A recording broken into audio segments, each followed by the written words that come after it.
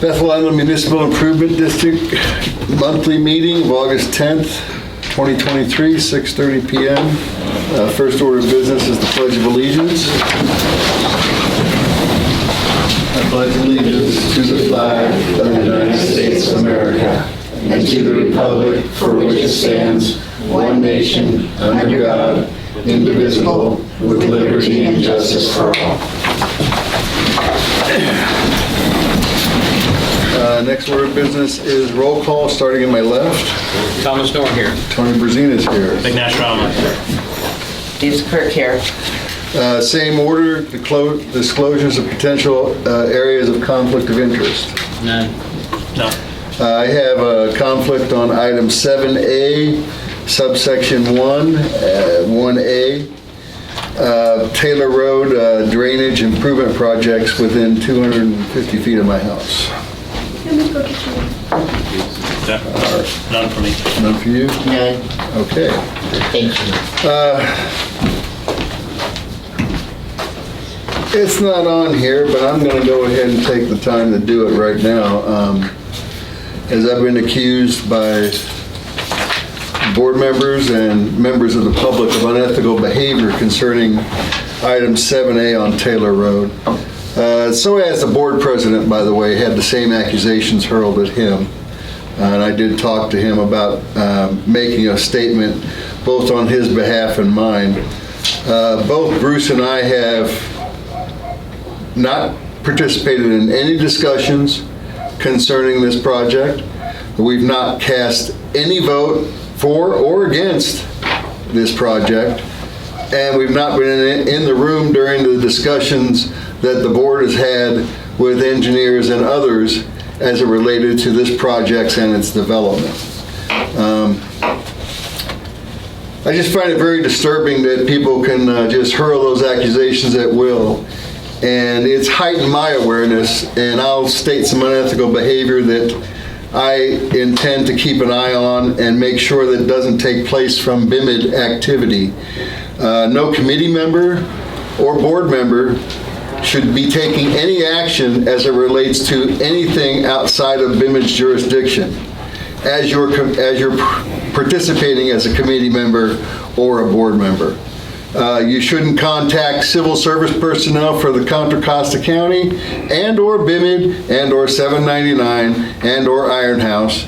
You shouldn't do any of those things because they're against the law and they're also just purely unethical. We also shouldn't be collecting taxes and attempting to disperse those taxes in areas that are outside BIMID's jurisdiction to collect those taxes and what those taxes are specifically for. It would be unethical to divert that money once you've collected it for one purpose and then attempt to then disperse it for another. So I'm going to keep my eye on the ethical behavior. I don't appreciate the accusations hurled because once they're hurled, they're a hell of a hard thing to put back in the bottle.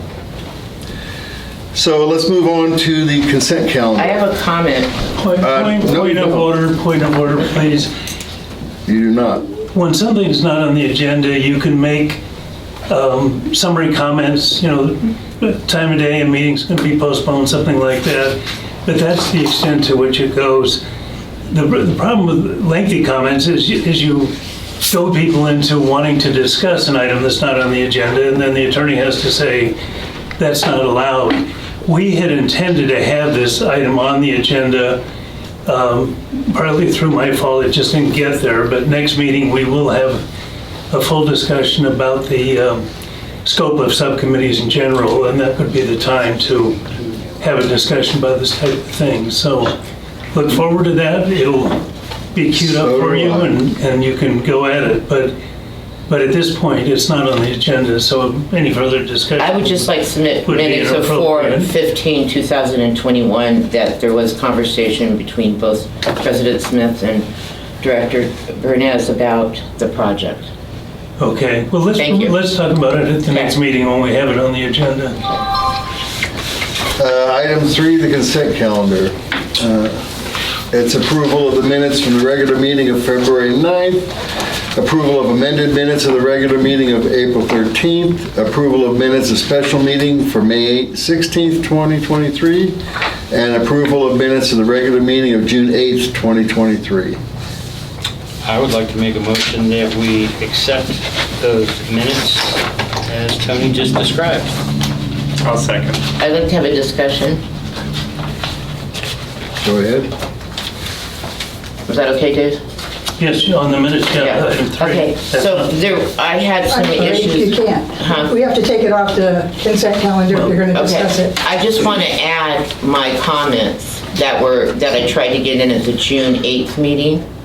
And I would just like my comments regarding the minutes and the confusion with them added to this agenda item, because I did put it, I got them in that day on June 8th. We didn't have a meeting in July, so I think there's plenty enough time to submit them now, that they should have been attached to this. Well, we can take 20 minutes and have everybody... I don't want to. Pull that off, Or pull we that off, can pull it off and put it on pull it for off. next meeting. Pull it off, pull item D off Well, this meeting. this Pull was item D received. off this meeting and take it to the next meeting. Thank you. My comments were received regarding the minutes. Okay, then I would like to make a motion that we accept items A, B, and 3A, B, and C, and approve the minutes of the regular meeting, February 9th, regular meeting, April 13th, and special meeting, May 16th of 2023. Now, which item does yours relate to? D? D. It relates to. D is moved to September's meeting. You can discuss it then.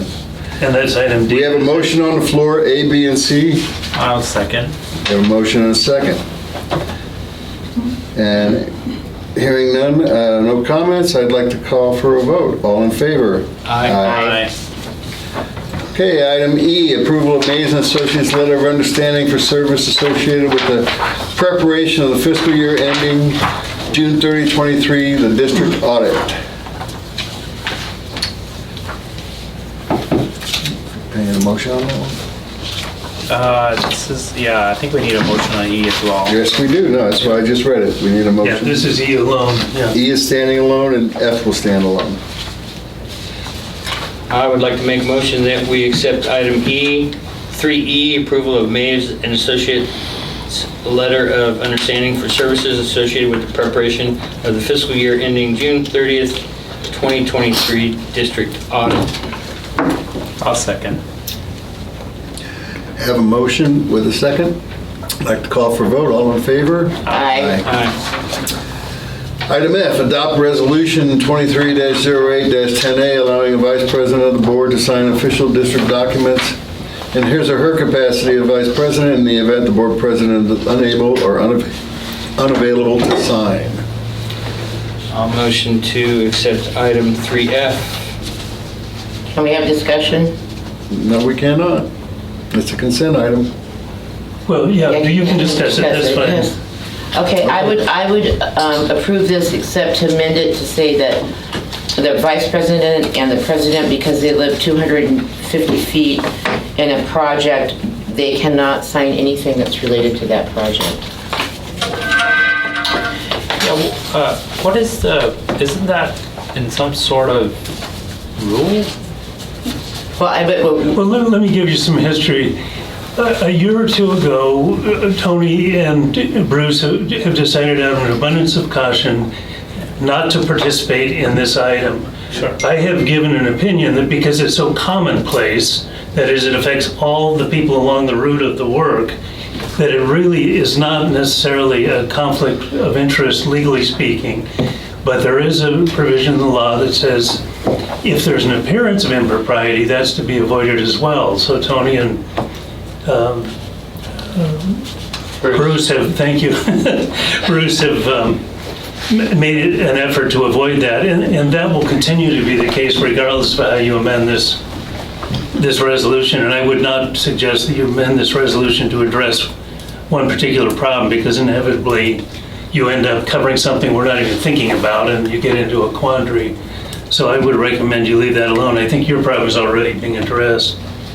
But I would suggest that in the third whereas, we strike the word "and" at the end of the whereas. It's just Just, it's an extra hand that doesn't need to be there.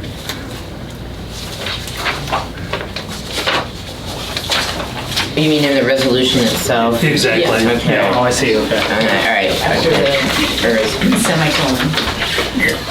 Okay, so again, I would like to make a motion that we approve item 3F and adopt the resolution number 23-08-10A.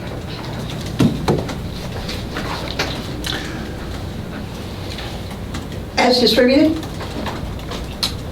As we have it, yes. With the correction of As correction? striking the one and. Yes, striking the one whereas. Or the end of the The third and. whereas. No. At the third whereas.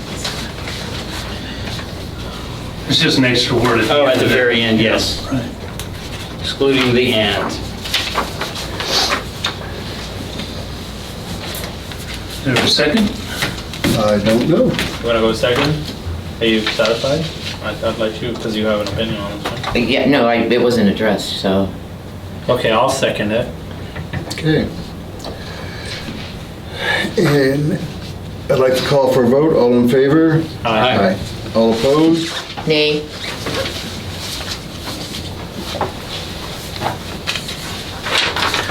Okay. Separate consideration on matters removed from consent calendar, but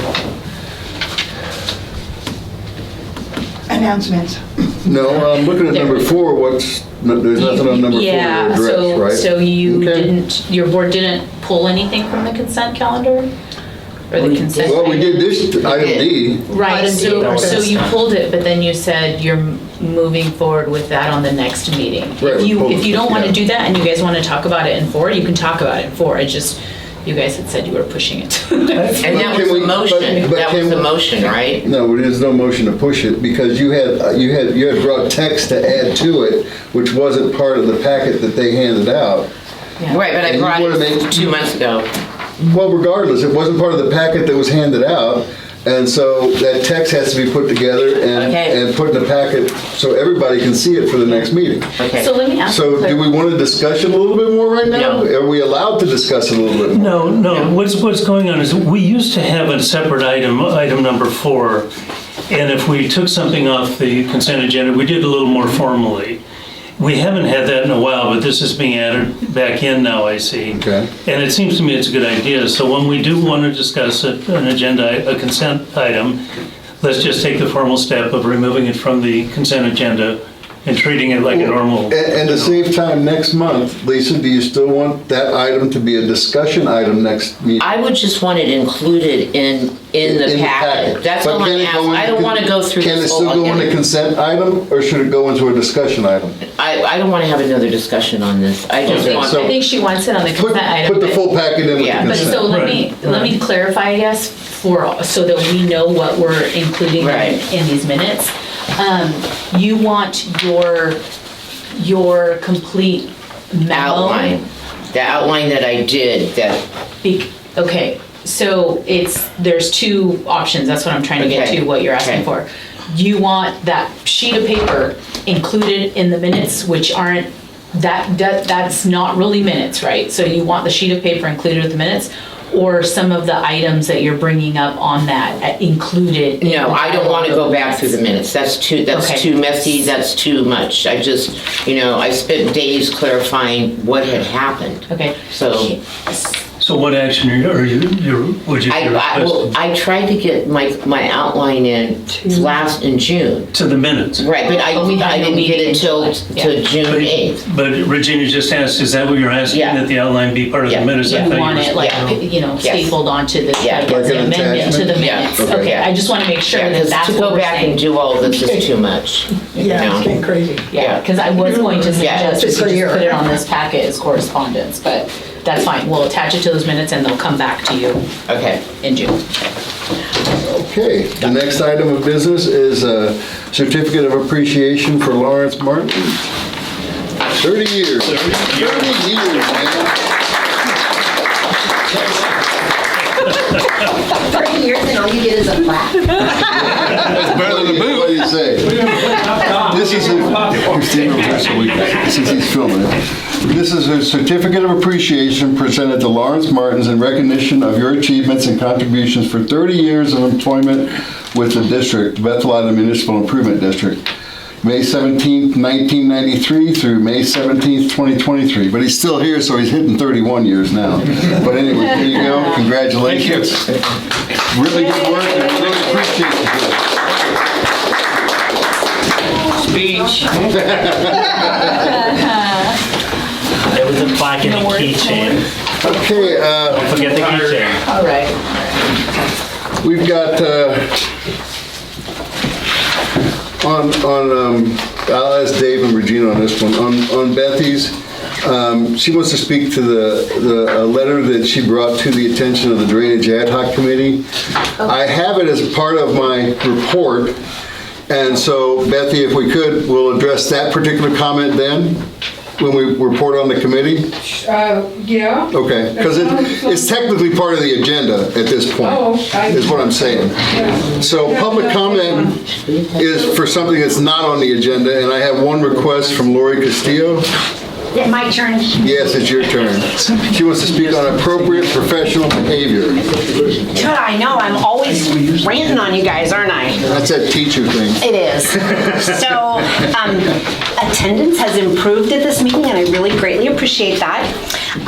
However, since I've been actively involved with this since, Lake Lori appeared in December and January, I've been to a lot of BIMID meetings, and there appears to me as a taxpayer to be a division in the board. And it's not just a division where people disagree on something, it starts to affect how you treat each other. And I came to Regina, I had emailed her and I said, hey, can I talk to you? Because I thought she was in charge. And then she told me, no, I answer to the board. And I said, well, who's in charge of the board? And she said, you are. And I said, hot diggity dog, I'm on it. The reason that it matters how you treat each other when you're sitting up here is that we as taxpayers, you're our elected representatives. And when someone's talking and we see you rolling your eyes at each other, we see it. And it's unprofessional. And it's belittling to the person who's talking. When you talk over each other, it's just unprofessional. There was someone up here someone was talking, and some people have very direct speech. They say one sentence, they're done. Other people kind of take this loop-de-loop route to have their story told. And after the person was done talking, someone up here at this table said, you're speaking gibberish, I don't even understand what you said. And it was just appallingly rude and demeaning. And if you are hearing something that you don't understand, your first responsibility is to say, I'm so sorry, I didn't understand what you said. I didn't understand. You have to take responsibility for you not understanding. And there's that saying, seek first to understand, then to be heard. And sometimes you guys are talking and you're talking back and forth. You're saying the exact same thing, and we're all sitting here in the audience but you're thinking about what you want to say instead of listening to the other person. And the only reason that this is important is because as board members, there might be a time when you have to ask the community for money, right? There might have to be a tax assessment. There might, you might need the community's help. And if there's bad PR, if people have bad feelings about BIMID board members or meetings, nobody's going to want to jump in and help. And I say this lovingly because trust me, I heard all about the complaints about the parade, right? Everybody's got a complaint. And I'm not saying this to complain. I'm saying this because I think as a community, we have to work together. And there's something to be said for having a positive PR out there. When there's Facebook issues that come up, people hear in their head, no, no, no, no, no from BIMID. Nope, that's not us. Nope, that's not our responsibility. Nope, that's, but then at the same time, you want people to come to you, oh, I'm getting solar panels, is that okay? Oh, I'm putting up a shed, is that okay? You can't have it both ways. And so you can still tell somebody no without telling them no. So when somebody gets on Facebook and says, I have ground squirrels, someone from BIMID, instead of saying that's outside the scope of our jurisdiction and that's not us and it's not our responsibility, because there were like, it wasn't board members, but more employees that were talking to the guy. You know, it could be, let us come look at it. Okay, you're not saying no. And then when you look at it, you could explain to him that these are maybe surface holes. They're not making a difference. But if it changes, call us back. Right? I think there's just a better way to work with the community and to work amongst each other. And some of the things that I've experienced in the last 6 months that I've seen from board members, it's not professional. And I think you can all do better. And as a taxpayer and you representing us, I think you owe it to us. So I'm asking that you find some way to do reflective listening with each other, which is like, I hear you saying A, B, but I don't agree with you on C. So you're acknowledging what they said rather than just coming back at them with argumentative information. Just really listening. So there's reflective listening that you can do. And maybe even, you know, maybe the county needs to spring for some team building exercises, because those can be a lot of fun where you find that common ground, the love of the island that you all share. You just go at it differently.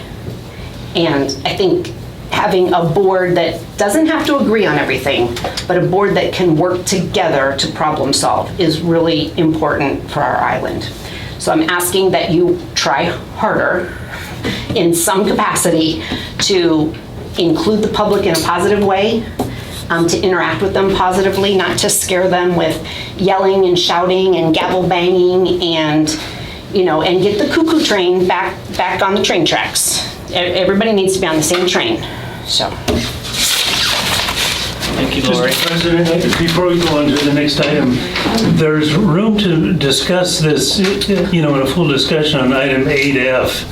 We put on discussion of scheduling for review of process and procedures. You know, originally Bruce asked us to have this kind of training together with some Brown Act updates. It's been a while for various reasons that, you know, since then, but you can discuss the items, the points just made and any related points under that item. Okay. And then secondly, Lisa just reminded me, matter of fact, I thought we'd done this, but we haven't apparently. On item 3, consent calendar, we didn't take public comments, so maybe we should back up and see if any members of the public have any items on 3, A, B, C, E, or F that they wanted to make. Any comments that we want to make before proceeding with the next public comment? Are there any comments for the consent calendar? Already did that. Yeah, usually we do have public comments on consent items, but we just. Lisa was saying we didn't say, are there any? So you don't have to have a public comment. Oh, Right. yeah, I think you guys said, should we have comment? Right. But it wasn't specified It wasn't public quite as comment. formal as we normally They do didn't it. say apparently, public so. comment. Howard Crittenden wants to speak on my levy, so I'm not sure what the scope of that is, but Hi, Howard.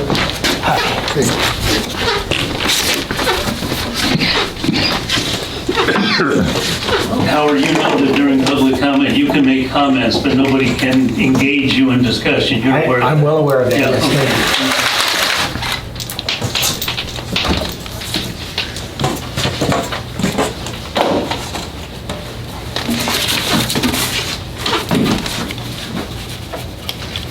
you. I'm Howard Crittenden, and I have the property at 6845 Riverview Road.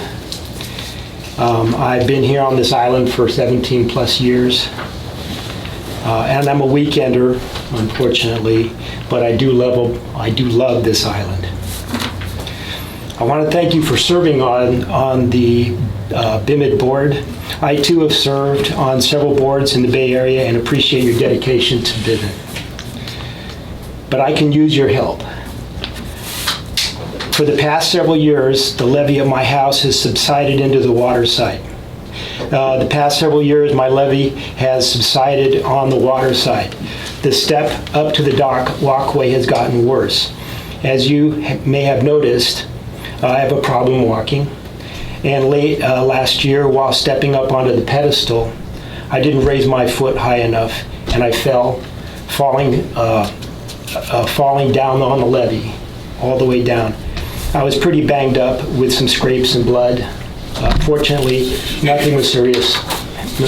Nothing was seriously broken. This was the time that I added the step and the handrails to the pedestal, and I reported this to Bidman about a year ago. I got the impression that it would be repaired quickly. I have called several times and was told that my problem is not important and maybe it could be fixed later. Recently, I asked my neighbor, Les Seaborn, to look at my levee, and he noticed that there were animals burrowing into the levee. He thinks they're either minks, muskrats, or squirrels. I can't disagree with what he said. The photos of my levee show the subsidence of the pedestal to the walkway. This blue line is not marking the height of the soil. But if you look right here, you'll see, and I'm going to pass this around, this is where the soil used to be, and it's dropped down probably 6-8 inches. If you look at this, and how long will it be before this is repaired? I hope it's not another year. So I'm asking for your help, and thank you for your time, and thank you for your consideration. Thank you, Howard. And I'm going to offer to pass these around, and you can take a look. It's not as clear, but the dark line there is where the levee was before. Thank you.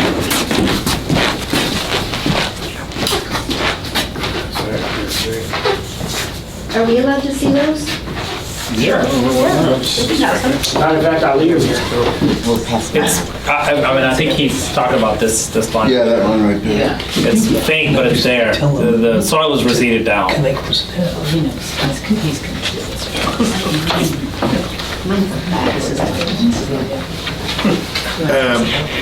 Bethia, I'm assuming you want to speak on the same subject? Oh, the squirrels. Well, these squirrel holes. Can you come up here since you're being filmed?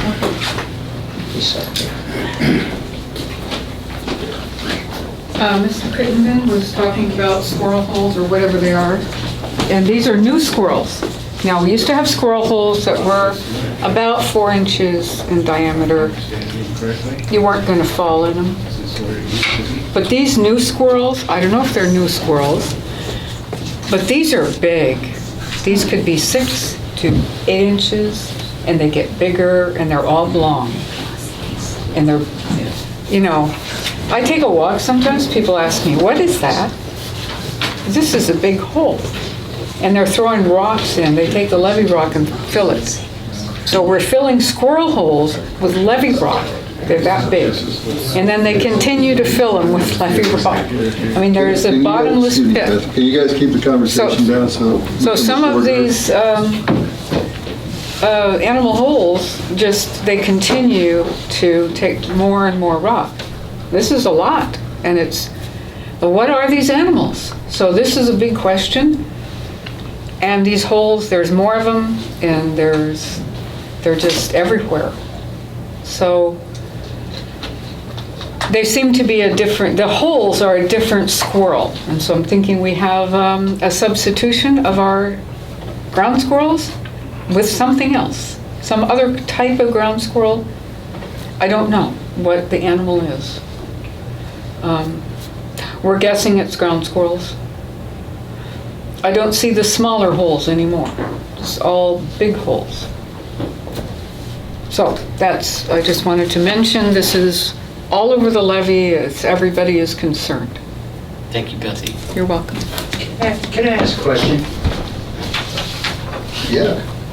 Do you happen to have any photo of the animal or the hole you're talking about? The reason I ask I is... take pictures of them. Okay, I appreciate if you could share it with us. The reason I ask is because talking to California Fish and Wildlife, they're actually concerned about a new species, nutrient. The nutria. Right. I was wondering, And I don't. I'm wondering, the extent of it hasn't been reported all the way to Bethel Island or to Contra Costa, mostly in San Joaquin. But I'm wondering if they have. So if there is a photo of it, I'd be more than happy to share with them and kind of see if they could Yes. focus on this area. I think I've forwarded some emails, but as far as seeing a nutria, I don't think I've seen a nutria. And I think they're as bigger, I don't know how much bigger they are than the ground squirrels. And but an actual nutria, I have to like see it. You guys might want to talk offline about Yes. this. Seems you're the detail. Yeah, I have. Yeah, thank you. The ones my dog catches are definitely ground squirrels.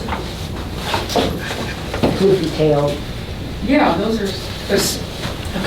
Dave, for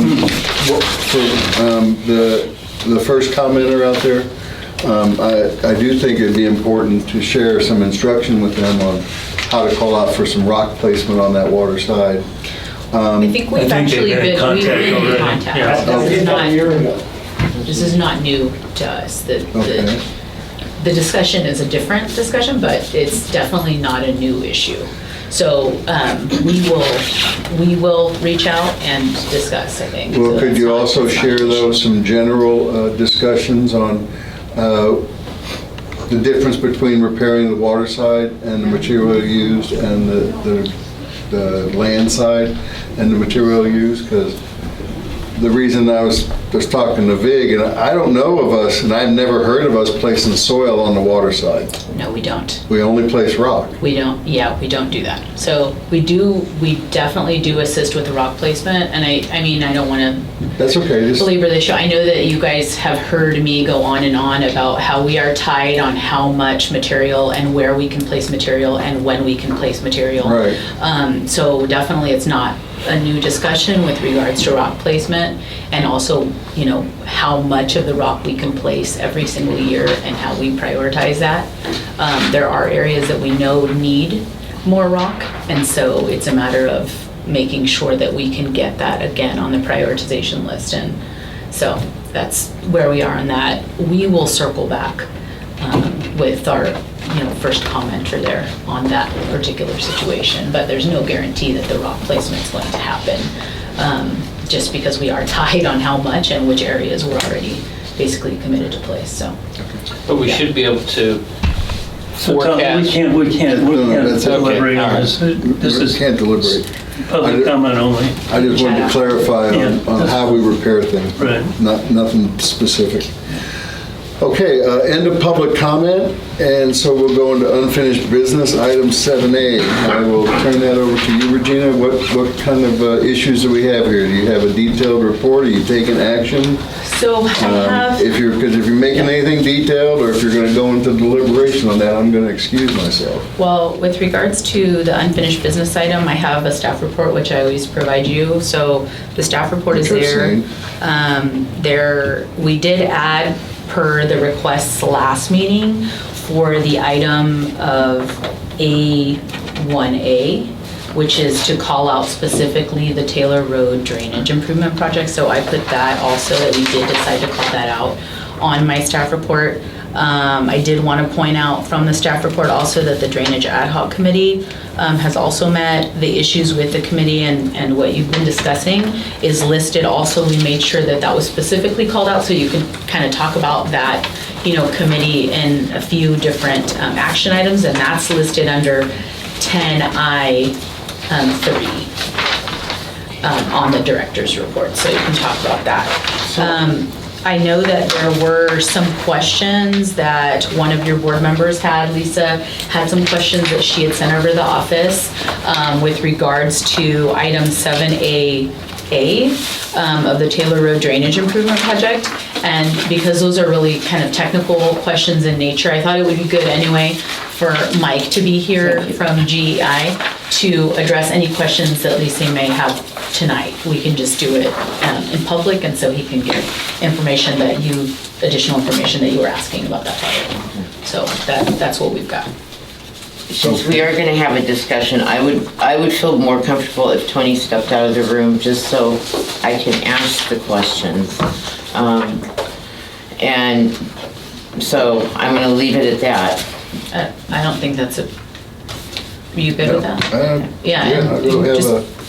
Cup of coffee? hang out in the office if you don't want to. I'll have a cigarette. Oh, I'd rather just go home. I don't think it's going to take that long. That's okay, I think I'll do it anyway.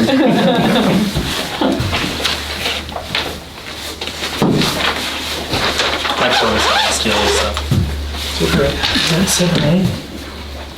Yeah, yes. Is this the report? Yeah, it's just my drainage report, but Oh, I think you're gonna put little no. subparts. No, other All right. items.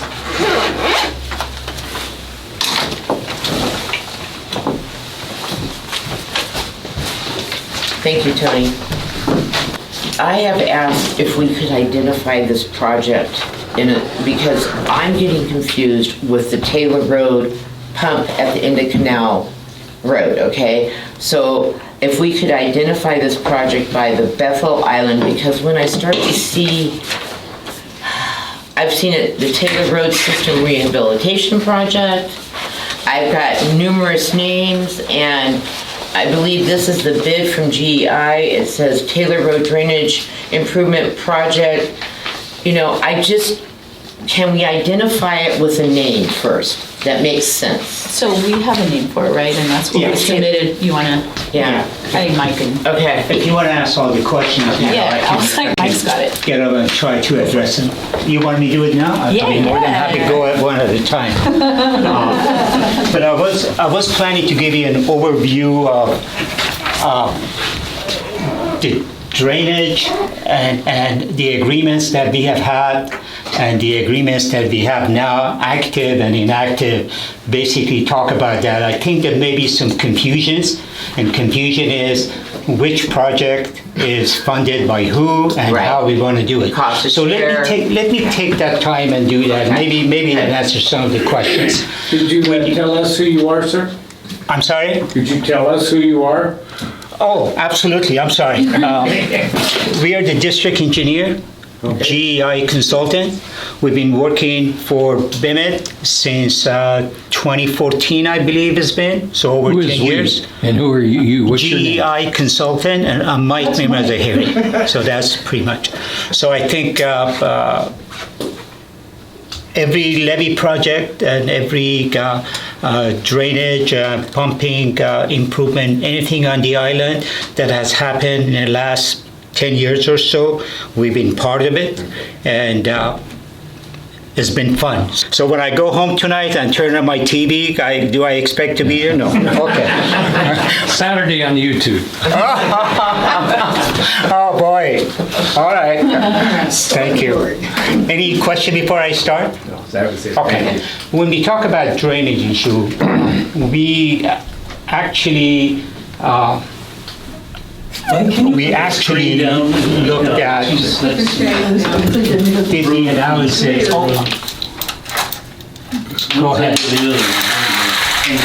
Thank you. So, yeah, we actually did the analysis for the entire island. We did the northern part of the island under an agreement with Department of Water Resources, and we received some funding to study this under Integrated Water Management Program. And I believe, I don't recall the exact dollar amount, but the funding only was for study. And once you do this study, then you have to look for funding to implement the project. That would be a construction dollar, which we do not have yet. We also studied the southern part of it, and this is under FEMA. So you have to understand, part of our job is to basically identify the needs of the island, and then we go after funding. We locate the funding, we put the application, and we do all the planning work, and we basically bring it to the board and bring it to Bennett and say, this is, this funding fits this study or this project, and if they authorize us to move forward, we'll move forward with it. That's true with levy work, that's true with everything. So basically, just knowing what the issue is not enough. You need to look for funding and bring the funding together and be able to do the project. And for your information, in the last 10 years, I think we've done close to $20 million of various grant funding. We brought it to Bennett, and actually have done the Horseshoe Bend project, we've done a Northwest project, before that HMP project. There's a lot of levee work, and then improved the pumping capacity and the main pump and everything. So I think that's sort of a record for those. So we did this under FEMA. We studied that, and we still waiting. Are we talking about the particular project on Bethel Island and Taylor Road? We're talking about studying and looking at the area that includes Taylor Road ditch. Yes. Okay. We looked at it. We identified the project. We actually sent it to FEMA in September of 21. It's been almost 2 years, and they're supposed to get back to us and give us construction dollars. So far, what I've been getting, from FEMA has been more questions, and then we've been providing more information, and then next question comes in. So this is what has been the last 2 years. And every time we inquire about it, they're telling us it's coming. We just have to get, this, permit, and then once it's all done, we make a final decision. So bottom line is, we still don't have the construction dollars. But you have the study dollars. We got the study. You got the study phase dollars. one. Okay. We got phase one. Okay. We don't have construction dollars. Phase two. Okay. That's basically what it is. Is this for, now I have a document at October 14, 2021, and it's the mitigated negative deck for Bethel Island flooding and drainage mitigation project. And That's for the FEMA. Okay, so this is the Taylor Road project, Right. not the canal. This No. is the Bethel Island. See, this is where we're getting confused. Right. Okay. Right. So, and it has a SCH number, which is 303 number? Is that what it is? it's a 202. 303? It's a state clearinghouse number. A state clearinghouse. Okay, so that was for the Right. So this is for this particular project that includes mobilization, demobilization, restoration, install 18-inch corrugated HDPE pipe and 6-inch peripheral HD pipe. This is for this project, right? Once we get the funding, yeah. Okay. What you're referring to, I think I have a copy of it too. Okay. I asked Denise to send it to me. All right. So October 14, 2021 staff report. Got it. And this is basically, and the resolution that followed.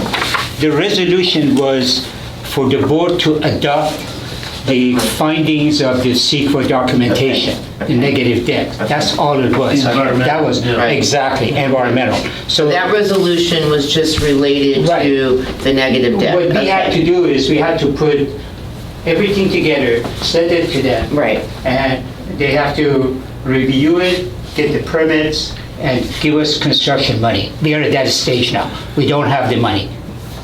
Once we do, the project will be improved. Okay, so one of my questions, because we are now in a stormwater ditch that I think we have gotten subvention money for previously. This is a question. We've cleaned that ditch before, and I'm sure we've billed the state for it. Any comments? which ditch? The one in front. Yeah. Okay. Go ahead. Okay, so the ditches that go from Bruce Smith, who is the president, that goes all the way to the 15 horsepower pump. I don't know where Bruce lives, so I don't know. Okay, so this is the project we're talking about. All right, so everybody up from Bruce is required to clean their own drains. It starts at Bruce's house and then it goes all the way. We have been cleaning their drains. Lauren said we've been, okay. It's a mess right there now because we haven't cleaned them. You know, the neighbors up, you know, they've been doing their own cleaning of their ditches. So I need to know if we have billed the state for subventions for this project, for the drainage, because this is all about the drainage. Can I make a comment here? You're talking drainage ditch, subvention has nothing to do with it. But we have cleaned Subvention it. is only for levee maintenance. You cannot spend that dollar for any drainage issue. But it was, we thought it was a toe ditch. Guys, help me out here, because I'm looking at you for some advice. I mean, So do you want to kind of talk about what we're allowed to Yeah. bill? Subventions is super specific. no, but I need to know Yeah. if we've ever billed. Well, we can't bill them. Lisa, let Okay. me Drainage. finish Okay. this, you know, and I Okay. think I addressed that as well. Okay, Another source of funding that we actually went after was CDBG. right. Community Yeah. Development Building. Is a grant that comes from HUD, goes to the county. We actually worked with the county and got that. The only thing is, we actually had. That was for the end of Taylor Road. We had two CDBG. Okay. One was for the culvert that goes to the main pump. Right. The other one was actually to The Bethel. repair the the west side of Taylor, Rhode Island. The bids came in way high. We had no funding to do any project. So as a result, this is still something we need to find additional funding to do. This one, because it was part of the study for here. Right. We wrapped it into the FEMA project, which we are waiting for construction dollar. Okay, and that's the one that has a county, if we've never billed subvention, but we've cleaned it. We have now taken on, that's a private ditch that we have now cleaned.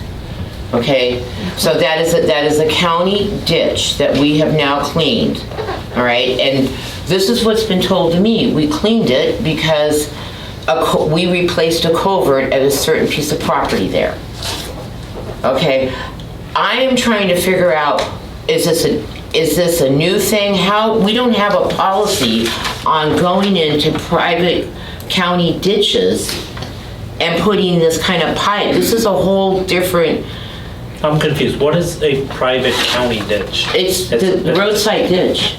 It's a roadside ditch. How's that any different than a residence ditch? But, you know, it's a county. We had to get a county permit to get in there and do an encroachment, a permit on it. So, Okay. It's not a private, she means county ditch. county ditch. Right, Okay, right. all right, understood. Public. Right. So if it's a public ditch, then No, it's county maintained. well, county. That is public. That is public. Right. Right? But we're cleaning it. Okay. And the question is? One more time, I need to interject. Okay. Talking to the county public works, from the public work perspective, if a ditch collects any seepage from the levee or anything and is within the prism of the levee, that is BEME's responsibility in terms of maintenance. If it is outside of it, that could be county. So, Right. for instance, you know, the ditch system that you have here, basically, those ditch system, as long as they're carrying the seepage water from the levee and the drainage water, you know, coming from the levee and within the prism of the levee, Right. those are the ones as part of continued maintenance, I believe, and Lawrence can, you know, correct me if I'm wrong, you know, Bennett is cleaning those. But no, Outside of that county. we don't clean the ditches up from one piece of property. This project includes the 15 horsepower and goes on the south side of Taylor Road and then stops at a certain piece of property. Those people are responsible to clean their own ditch. We are now cleaning the ditch in this project, and somehow I don't understand why all of a sudden we won't clean or put pipe in on the other ditches, but we'll do it for this section. And this is part of the conflict of interest that we're trying to resolve here. All right. Lisa, one thing I want to just say, and it might help, in your thought process, is the ditch system on Bennett is complicated. We still haven't. I know. We still haven't come to a clear understanding between homeowners, between the county, and between Bennett, because from the homeowner's perspective, they kind of expect Bennett to take care of all of it. Obviously, Bennett is only taking care of the ditch within the levee prison. The county, they are having some other issues, and they're saying, if this is the homeowner, we are not touching it. Bennett has to decide what they want to do. So I think that conversation, that discussion, has been going on for at least, I don't know, 2 or 3 years, or it's been. I assume way before I got here. Yeah, it's We been walked going into on for a it. long time. The bids are So when you're saying the bids are coming private or in. not private, you have to be very clear what section are you talking about Well, here, before you label it, come here. whether it's clear or not. Come here, we can show you here. Okay, sorry about that. So here's the parameters, right? But Okay. this is the design under CDBG. Right. Okay, so, so this is like the last house, and so this is the area that we're talking about, but we're not gonna help out the rest of the residents. We're only gonna go for a certain section until we hit the pump house. Okay, so that's been my concern. Their ditch, they're still cleaning, we're taking on the responsibility of this ditch. I understand that it's undercutting, I understand there's issues with it, but when we start to get into, and we have to get encroachment permit to get into this, because it's the county. Now, there are 2 large trees on these properties that are going to have to be removed. So my question is, does the homeowner pay for that, or is that going to be included in the FEMA project? And if we start removing trees from homeowners that's on their property, what are we setting here? The area you're talking about in this map, it was part of the study that we did under FEMA. So we wrapped it into the FEMA project when and if we get the construction done. Okay, so would the FEMA grant, if we get the FEMA, is it gonna take out those 2 trees? Yes, because it's on private property, and I don't care one way or the other. That's really part of construction management that we have to decide when we get to it. Okay. If the contractor sees that as an obstacle and can't work around it, then you usually take it out or do something. So the contractor is able to work around it. That's Is it different. included in this bid? Because this is the bid that That's we not a got. bid. That's the estimate that went with the application. That's Okay. different. So are the trees included in this? This is mobilization and demobilization. Okay, and That's the restoration. contractors. Okay. Right. Okay, so where does it take out those two large trees, or have we addressed that? Okay.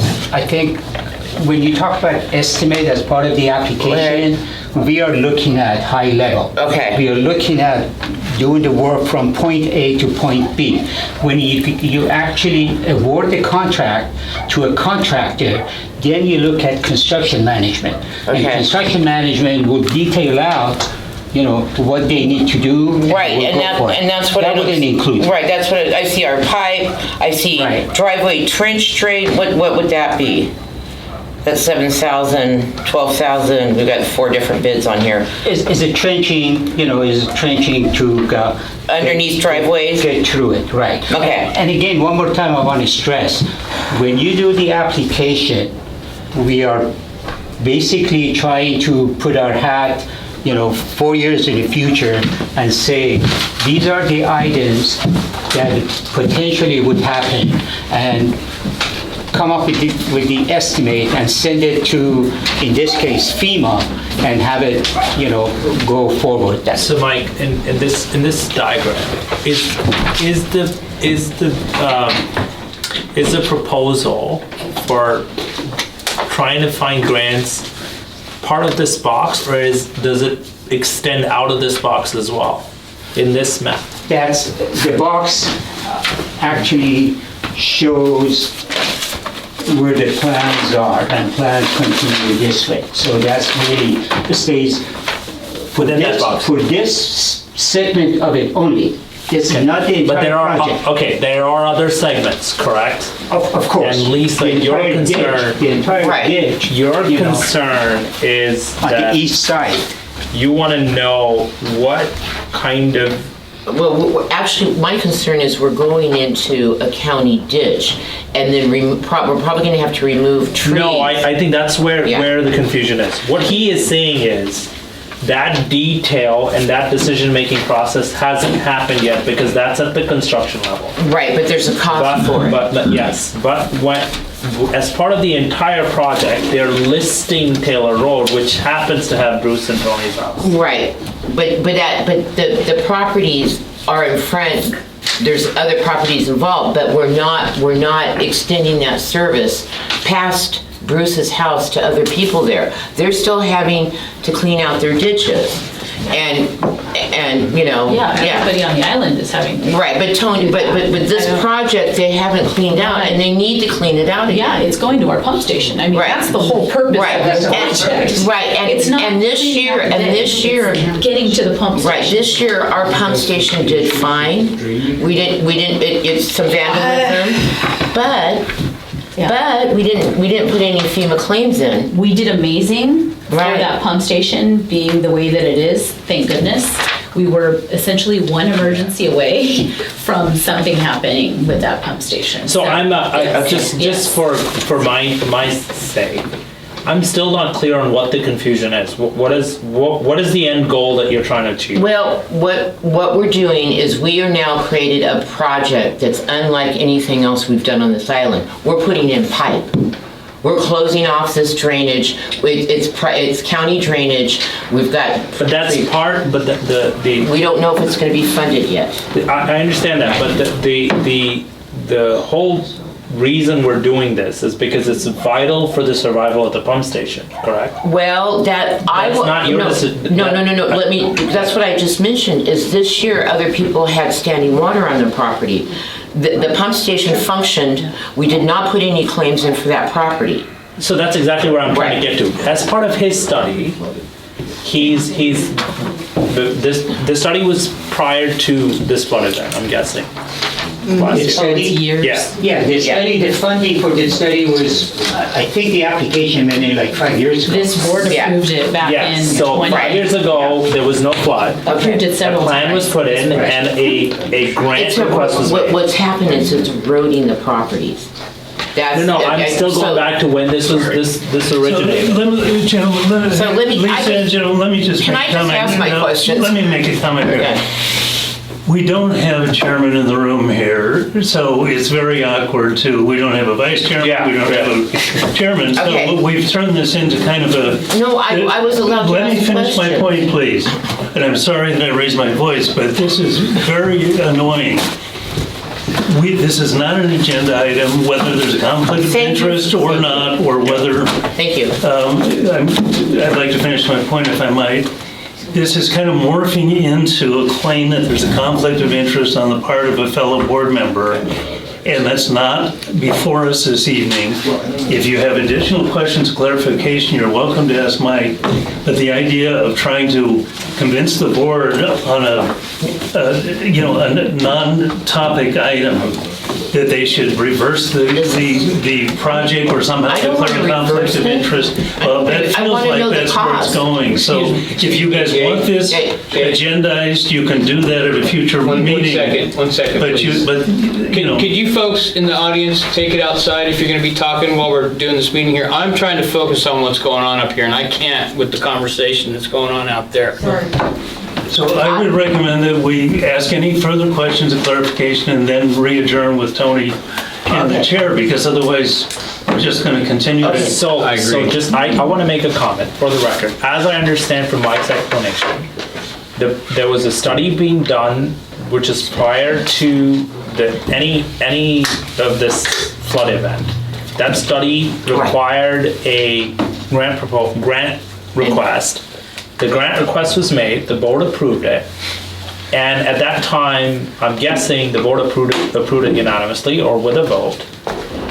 That's the end of the matter. If we want to reconsider, it should be part of an agenda item to discuss. I don't want to She reconsider just it. wants her question. I just want, I want to know the cost of the project, So if you- is what I would like to know, because you know what? I get it. There's I'm going to be totally a with you. cost to share that's not going to be covered by FEMA or DWR. Okay, So we need to know what that cost to share is. Well, make sure you get all your information. We continue Right, to right. Go ahead, please. So what is the total cost of the project, and shall we name it the Bethel Island Taylor Road improvement? The official name is what's Yes. on the ISM&D, Well, right? What's the official name? name is on the feasibility, study that we did, and actually it's Bethel Island Drainage and Flooding Remediation Mitigation Project. Okay, can we refer to it from that from now on the agenda? Yeah, we can do Okay. that. I think what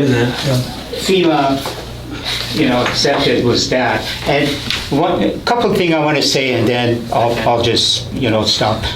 From our perspective, from engineering perspective, our goal is to make sure that the drainage to the pump stations, one up here and the second pump station down here, actually is happening without any obstructions.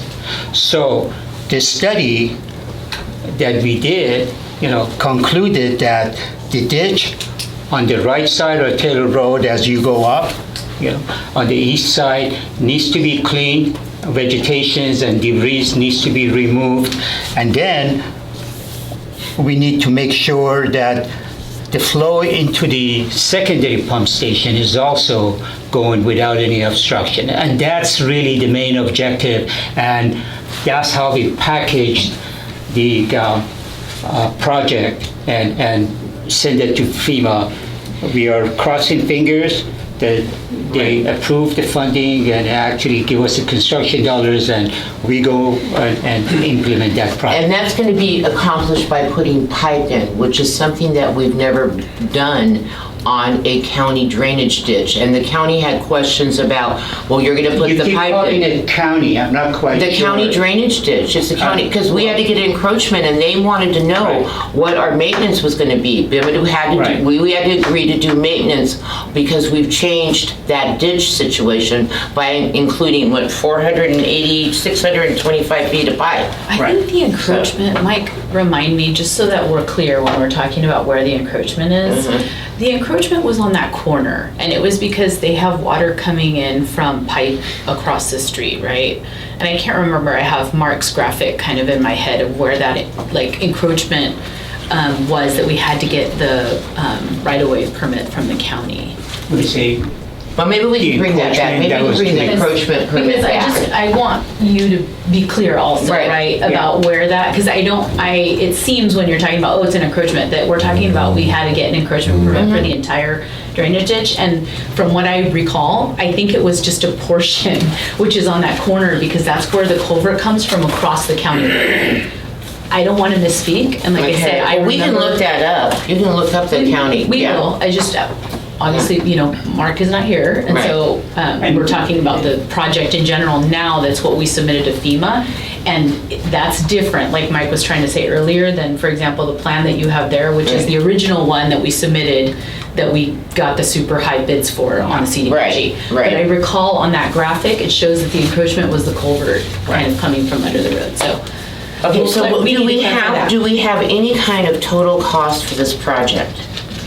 The total cost that we included in the original application, including the study, was north of $800,000. 800,000, okay. You know, I can't recall the exact dollar amount, but it was north of 800. Okay. So the balance between the study that remains for construction is somewhere about 600 plus, be expecting for FEMA to get, unless FEMA, you know, for whatever reason, cut it back. And then we'd have to, do you see anywhere that would cover, you know, just so everyone knows, I'm not objecting to this, I'm trying to figure out, we've got an $800,000 project, FEMA's gonna cover a certain percent, who's gonna cover the rest of it? FEMA is covering 75%. 70, we still got that 25% cost to So share. that means BEMED would have to do a cost share at 25%. Right. Right.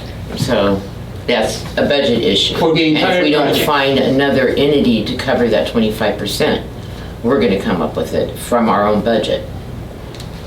But Okay. just to be sure, you know, the ditch on the east side of Taylor Road is going to be all pretty much cleaned up. You're gonna pipe We it? would add another pump to the secondary pump. Yeah.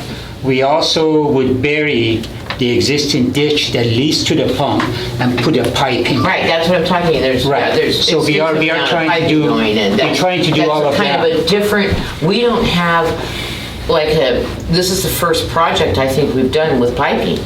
So, you know, yeah, so. It is, the other option, as you're basically alluding to, the other option is to leave it open. And we were like, so we leave it open, we're gonna have the same problem leading to our pump station. Again, in 5-10 years, we're gonna have to basically continue to clean it out, which is what we want to try to avoid, right? To have to go in there and have to clean an open pipe. And you That's know, what the leads us language to these discussions, right? Yeah, the language that we put in the feasibility, we left it open again because labor market is really very fluid.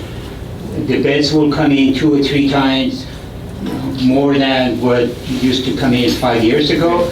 And so depending on the cost and depending on how much money we have that flexibility as well. So we need to kind of So decide generally once we get the speaking, money. you're saying that we could revert back to not piping if that was what the budget required us to do. I mean, that's So- what You'd construction still get is. 75% cost share, you'd still be pulling in Right. 25 for the Correct, rest. but Yes, you could. you could reduce costs You could. if we couldn't find another You could. entity, to your point. We could reduce costs and say, look, we're gonna leave that part open because we just don't have the funds. Well, the problem is the property's eroding. Yes. That's the problem. Sure, I'm just saying. Yeah, I'm not Are you satisfied with that? I think what is the private tree, the trees on private property, that when we get to that, we'll have to have a discussion on that. The removal. Noted. Okay, thank you. I'm good with that. Okay. Anything else? Tommy? You had a list, Well, okay. a couple things that, one, I don't think the project would be very successful without removing the trees and getting that corner to drain properly. That's number one. And I think removing the trees are going to be an integral part of the project. Number two, you mentioned it's the first time we've done this. Correct, it's a pilot project, if you will, and if it works correctly, it could be implemented in other places further down the road, and more importantly, not more importantly, but as importantly, More importantly, in front of Lori's house, no, on Stone Road as well, because we have the same issues. They're very similar issues on both sides. So that's Right. all I really have to add. Right, and if we get into problems down on Taylor where we've got filled in private drainage ditches, and, you know, those people can't keep having sewer back up on their property, and if we can't force this individual, or no one can force the individual to redo that, we're gonna have to realign that drainage down at that end of the road, so those people don't have sewage backing up on their property. So Mike, one question, is there an estimate of time when this grant would be awarded, or I is was that a- hoping we had it by last now? year. Okay, I see. Or, and because 2 years is going by the time we put in all the decision-making documentation, which includes some plans and drainage study, feasibility study, environmental study, and all of that. We put it all together and send it to them So there September is of no 21. possibility for us to extend this study in any way, because it's been 2 years, that we revisit the study and include the rest of the rest of the. Not with FEMA. No way. FEMA basically would, once they approve something, if you make a change, you Then open you it do. up for them to trash it. Yeah. So that's pretty much. So the point being, look, take the grant, get to a point where you begin work, and use that as, to Tommy's point, as pilot, and then rinse and repeat. Right. If we don't start, we'll never get there. I know, but again, I'm looking at the priority. They didn't have a flooding event there. They didn't have sewer on their property, and it's like prioritizing this. Yeah, we've already got a grant going, but we've got other issues that involve health and safety issues. Yeah, but So where we put the money. the only point where you and I are kind of going separately is the grant was for a specific study. That study completed, and they submitted documentation. We're not executing on it at all until we get the funds, right? So I don't think we're putting priority to that grant. We're just saying the grant was given to us for a Right. study. We finished that study, and we put an application But down. we've taken on responsibility of a certain area of the drainage ditch. We don't take on the drainage ditch up from that area. Remember, this was 5 years ago. Right, but it needs to be cleaned. And at that time, I don't think anybody had sewer in their property. No, we did. This is not the first time. And this project does not have sewer backup, okay? So are we good? Okay, yeah, I'm good. I'm done. Okay, I just offer that, I'd be more than happy to provide a legal opinion on any of these issues that you're interested in. Your words, Lisa, conflict of interest, if there's an interest in that. I didn't say conflict Well, of you interest. did say that you can check on the tape, Okay. but those are your words, not mine. But if you want an opinion on that, or if anybody else wants an opinion on anything else related to this that has to do with a legal issue, that's what we're here for. We're trying to get cost and exactly what it I is. just want to say, just a couple of quick comments, and then I'll sit down and shut up. One is, Lisa and I, for full disclosure, Lisa and I had a couple of phone conversations, like a month ago or so, just, we talked about this item before. And then the second item is, when you put the application to FEMA, if you put application under implementation, not the study, under implementation, you're obligated to deliver. So when the application was submitted and the board supported it, at the time, it was understood that when you do a study, you get construction dollars and you basically implement the project. You cannot just leave it at this study, because then you have to cough up, whatever funding that was spent on this study and give it back. Okay. So, All right. that's pretty much it. Thank you. Thank you, everyone. I hope that helps. Appreciate it. Absolutely. Thank you. Shall we go? Sure. Okay, agenda item, where are we on now? Stone Road? We can't talk about that though, right? Stone Road? Thanks, Mike. Was there public comment? Regina, regarding your director's report, it says BIMID will once again be doing the clearing of the associated ditches of vegetation and debris. And are we going to do that before the winter hits?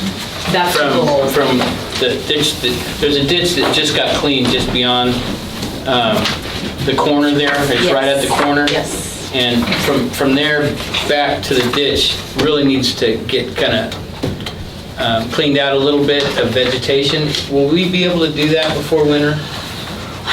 I think that's the goal, because we typically do it on an annual. We were hoping the project would kick in before, but. That's why it's in here? Okay. Yeah, so yes, but let's talk after to make sure that we're in line in terms of what that schedule might be, because I don't quite know where it's gonna hit. I think. And just to pick up a stitch, if there's any public comment on this last item, let us know, otherwise, Where are you at on the agenda? yeah, that's a good question. This is a very unusual meeting. We're on We just A, completed 7A. 7A, Thank you. Taylor Road portion. Correct. We still have the Stone Road portion to report on. If not, then let's pick it up with the next item. Yeah, we're good, I think, on all of 7A. So what was the report on Stone Road? We haven't talked about it. We didn't. We haven't gotten we there didn't yet. have- Yeah. Well, then we're not all So done with No, Stone we've got Taylor Road done, not Yeah, Stone. the only thing I had, which was in essentially the staff report, which was basically that any report that came out of the drainage committee would be under that last item, which is 10 and whatnot. Yeah, so I didn't have anything specific to Stone Road, just other than to say that, hey, we can talk about whatever the drainage committee had under 10. Yeah. Okay, item 7B, no update. 5-year plan, no update. Anything on D, on talking to the other districts about putting together some efforts, even just communication before this next rainy season starts? So in terms of the collaborative flood control efforts, and I think I mentioned it to a few people, I know there's supposed to be another kind of She said. combined meeting, right? Right, because, and you guys are supposed to come up with the culvert, the county culvert, and the Bimid drainage plan. Yeah, and to be honest, and I was mentioning this to someone else earlier today, I'm trying to get in communication with Alicia because I'm hearing kind of different dates from different entities, so I just want to make sure we're on the same page. And then we are still waiting on information from the county to, For the culvert? still, For the culvert? for the information for our GIS overlay. Right. That we're trying to get, because that was kind of what we are waiting on, so that we can properly provide information to residents when they come in to say this part of the drainage, right, on your frontage is private, or this part is actually county right of way, or, this part is essentially like BIMID, we maintain. So we're waiting for the county's information. Hold on, Mike. I don't want to accost him, right? Because that's awkward, but I know that they've been trying to get, GEI has been trying to get that GIS layer from the county, and we have not been successful with that. So that we're waiting on. Collaboration, let me go down the line here. So yeah, that was Contra Costa County. I did give several presentations this past month. I feel like I've been like on a little circuit with other districts, so we're trying to kind of get information out there with regards to not only the past, flood events and kind of what we went through and what we're trying to do with the county, but we're kind of going out a little bit. The last one that I did was with Diablo Water. And so I gave that presentation just this last week and going over kind of what we're doing. They also had a lot of questions with regards to delta and salinity and things like that. And so that was that. Other than that, I really don't have What any questions other. do they have? Salinity of the lagoon or salinity of the groundwater? No, the groundwater. So they were, Groundwater? yeah. Yeah, it really had nothing, I mean, usually when we hear salinity questions, like our thought process goes to kind of the Delta projects. This was not necessarily about that. It was about salinity on the island itself and what we're finding with regards to, obviously they would be interested as a water district, right? So kind of what we're seeing on island compared to what they're seeing throughout the rest. Mike. Thank you. Sorry, I said I don't want it to be awkward and accost him as he comes out. Yeah, so quick question. I was just mentioning with regards to collaboration, we're still waiting on the county's information, like GIS layer, right, to put into our maps? Where we're trying to delineate. We send the information that we have, and I didn't even get any acknowledgement they received it or not, but that's beside the point.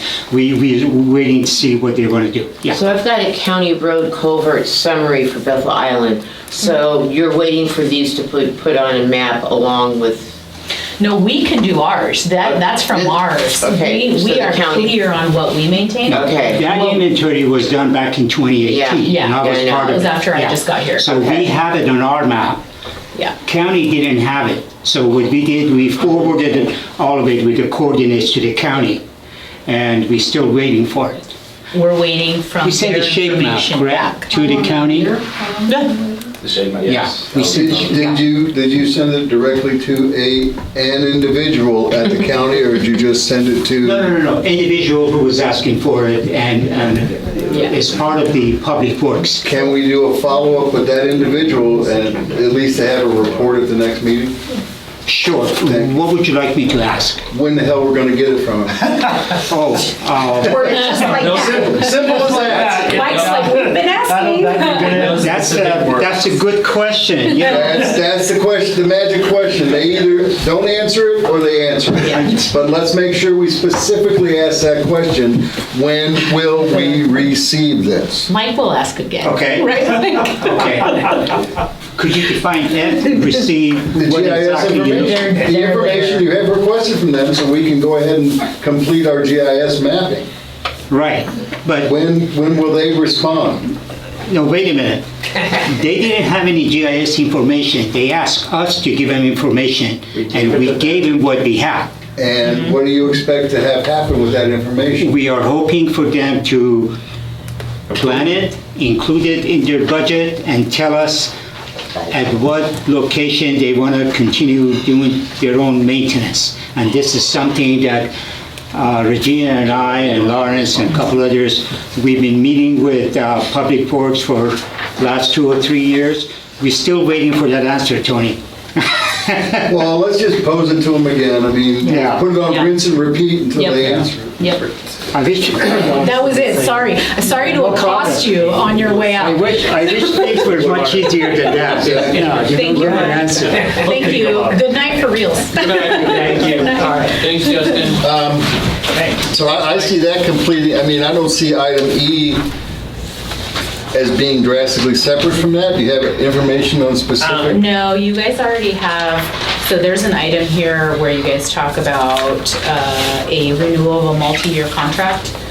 That I can wait, we can talk about it then, but that's Okay. the only That's basically what that's about, okay. Yeah, with the specific Okay. flood control districts. So your presentation is just one question, your presentation Yeah. that you're doing, is that public record or? Yeah, sure, they're, I mean, public Yeah. meetings.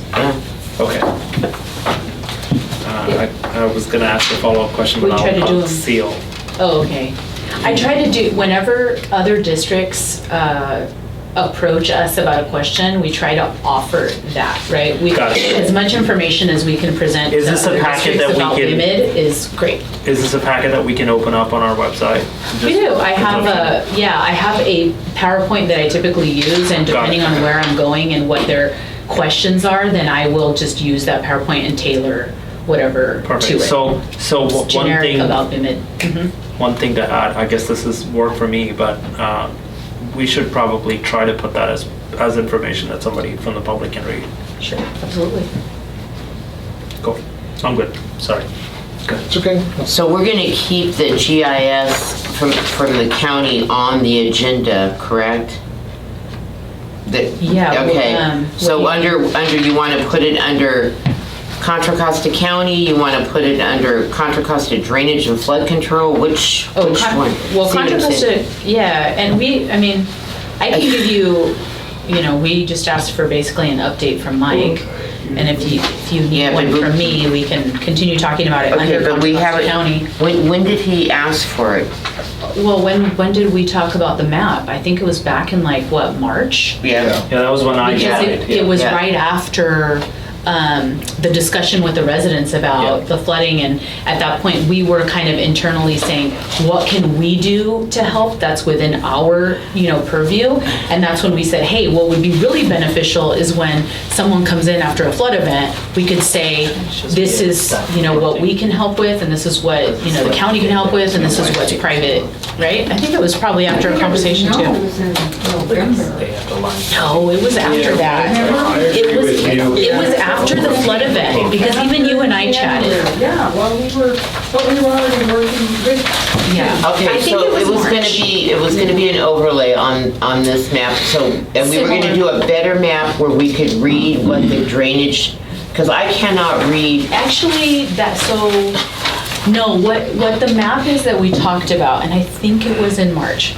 What I think we talked about, right, the map, and at least this is what Mike and I were doing. The culvert. you know, All of that information there goes into like a GIS layered map, right? And so We're gonna get a all of the layered map. ditches, we were saying we would even highlight them a different color, right? So all of our inventory of ditches would go onto a map that showed the highlight, let's say blue. Vivid, would be in blue highlights, which Right. these are the ditches we maintain. Right. Similar to that, but obviously more clear. Okay. And then on top of that would be another layer, so markings and, let's say red, for the county to say, these are the county ditches, right? Right. And we would be able to do that with the aerial kind of view so that we could see parcel by parcel, because that's really the question. How about, can we make a better drainage map that we could actually see, because it relates to all of your status here? And I can't, It's probably a print anomaly, Lisa. is there a way that we can make that readable? It's tough if you wanted that size. I gotta think that was make- the problem in the If you beginning. have the want to big read ones. that, you gotta have a full-size print. Yeah, it's Okay, gotta be. don't you have That's the just the great way it big goes. books that have it page by page? We have the huge size, map pages. Gotcha. So we could do something like that. That's not an issue. No, I'll come in and look at those. We would just have to Okay. redo the GIS for that. Okay. Yeah, I'll come in and look at them, So but I this guess is not coming back to readable. it, I don't think it needs to be a agenda item. Maybe a staff update on where, if, We can do that. I think we just asked for that, so Yeah. we'll make sure to include it. And I think under that Contra Costa County yeah. item works. Yeah. That works for you guys, yeah. Okay. Any public comment? All right. Like, I want to get home. 8A, new business. We have 3 key requests. We'll start with item A. Is the homeowner here that's making this request? No. I could be, but I don't have an agenda, copy of the agenda. Are you 3073 Lower Road West? Yes, I am. There you go. Talk to us. You're up. My wife has. Come on up here since we're filming. Oh, we're getting all this. Yeah, you're gonna be on camera. Jeez, I love it. My wife has late-stage MS that kicked in about the time the pandemic started. So she can't walk, she's totally immobile, can sometimes feed herself, not, so I'm a full-time caregiver. The only access we have, a way of transporting her to a hospital, she can't even go in a wheelchair because she can't sit for more than about 15 minutes without blood problems going to her feet, so she has to be transported on in a medical transport unit. The only access for that unit, he knows our place, is the ramp and onto the levee, which has not been a problem until this winter when somebody decided we didn't know our own levee when it was too wet to drive and locked it up. We've always had access. I've been here 23 years. We've always had access to get on the levee when we needed to. The neighbors haven't had a problem with that. Other than back when he used to drive the truck once a week and they got a different vehicle because it put ruts in some of their nice lawns, but they put up with that. Anyway, now it's locked. If my wife has a medical event and I need to get her out, there is, other than calling the fire department at 3 o'clock in the morning to unlock the gate, that's a problem. So I need a key. I don't think I need to waste your time beyond that. How many properties do you cross? I'm in middle block, so there's 2 full-timers between me and the street. Everybody else is weekenders that we see maybe 6 times a year. Well, yeah, I bet. Yeah, anyway. But I'm more concerned with the numerical count, not their social. Six homes? 6? You're 6 in? Or? Yeah, at least 6, maybe, yeah, let's see. Yeah, probably 6. And those homeowners have no issues with this? Never have. They all know my wife and they understand the situation and we don't abuse the, access, never have. Nobody's ever gotten irritated by it. So. Anybody have any questions?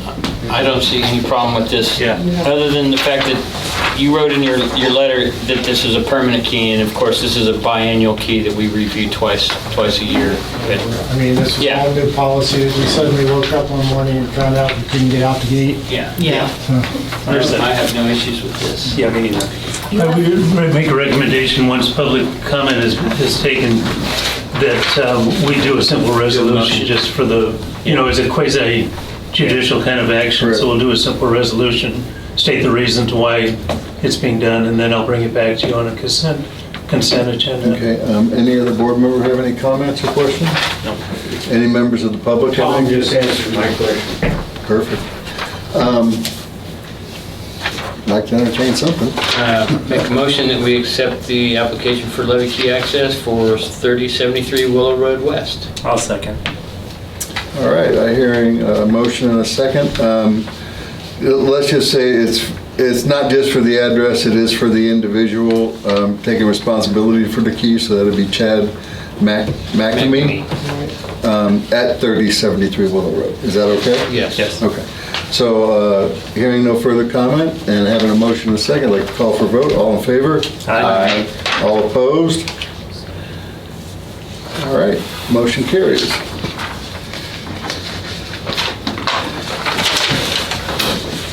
You will need to come and see me. Okay. Are you here tomorrow? Now, we have a second application. It's for Russ Maynard. Is Russ Maynard here? Denied. Well, I'm gonna suggest, since he's not here, go ahead and push it to the next meeting and see if he shows up then. Everybody okay with that? Yeah. All right. All right, item 8C. And it's for Jeff Irvine at 2048 Taylor Road.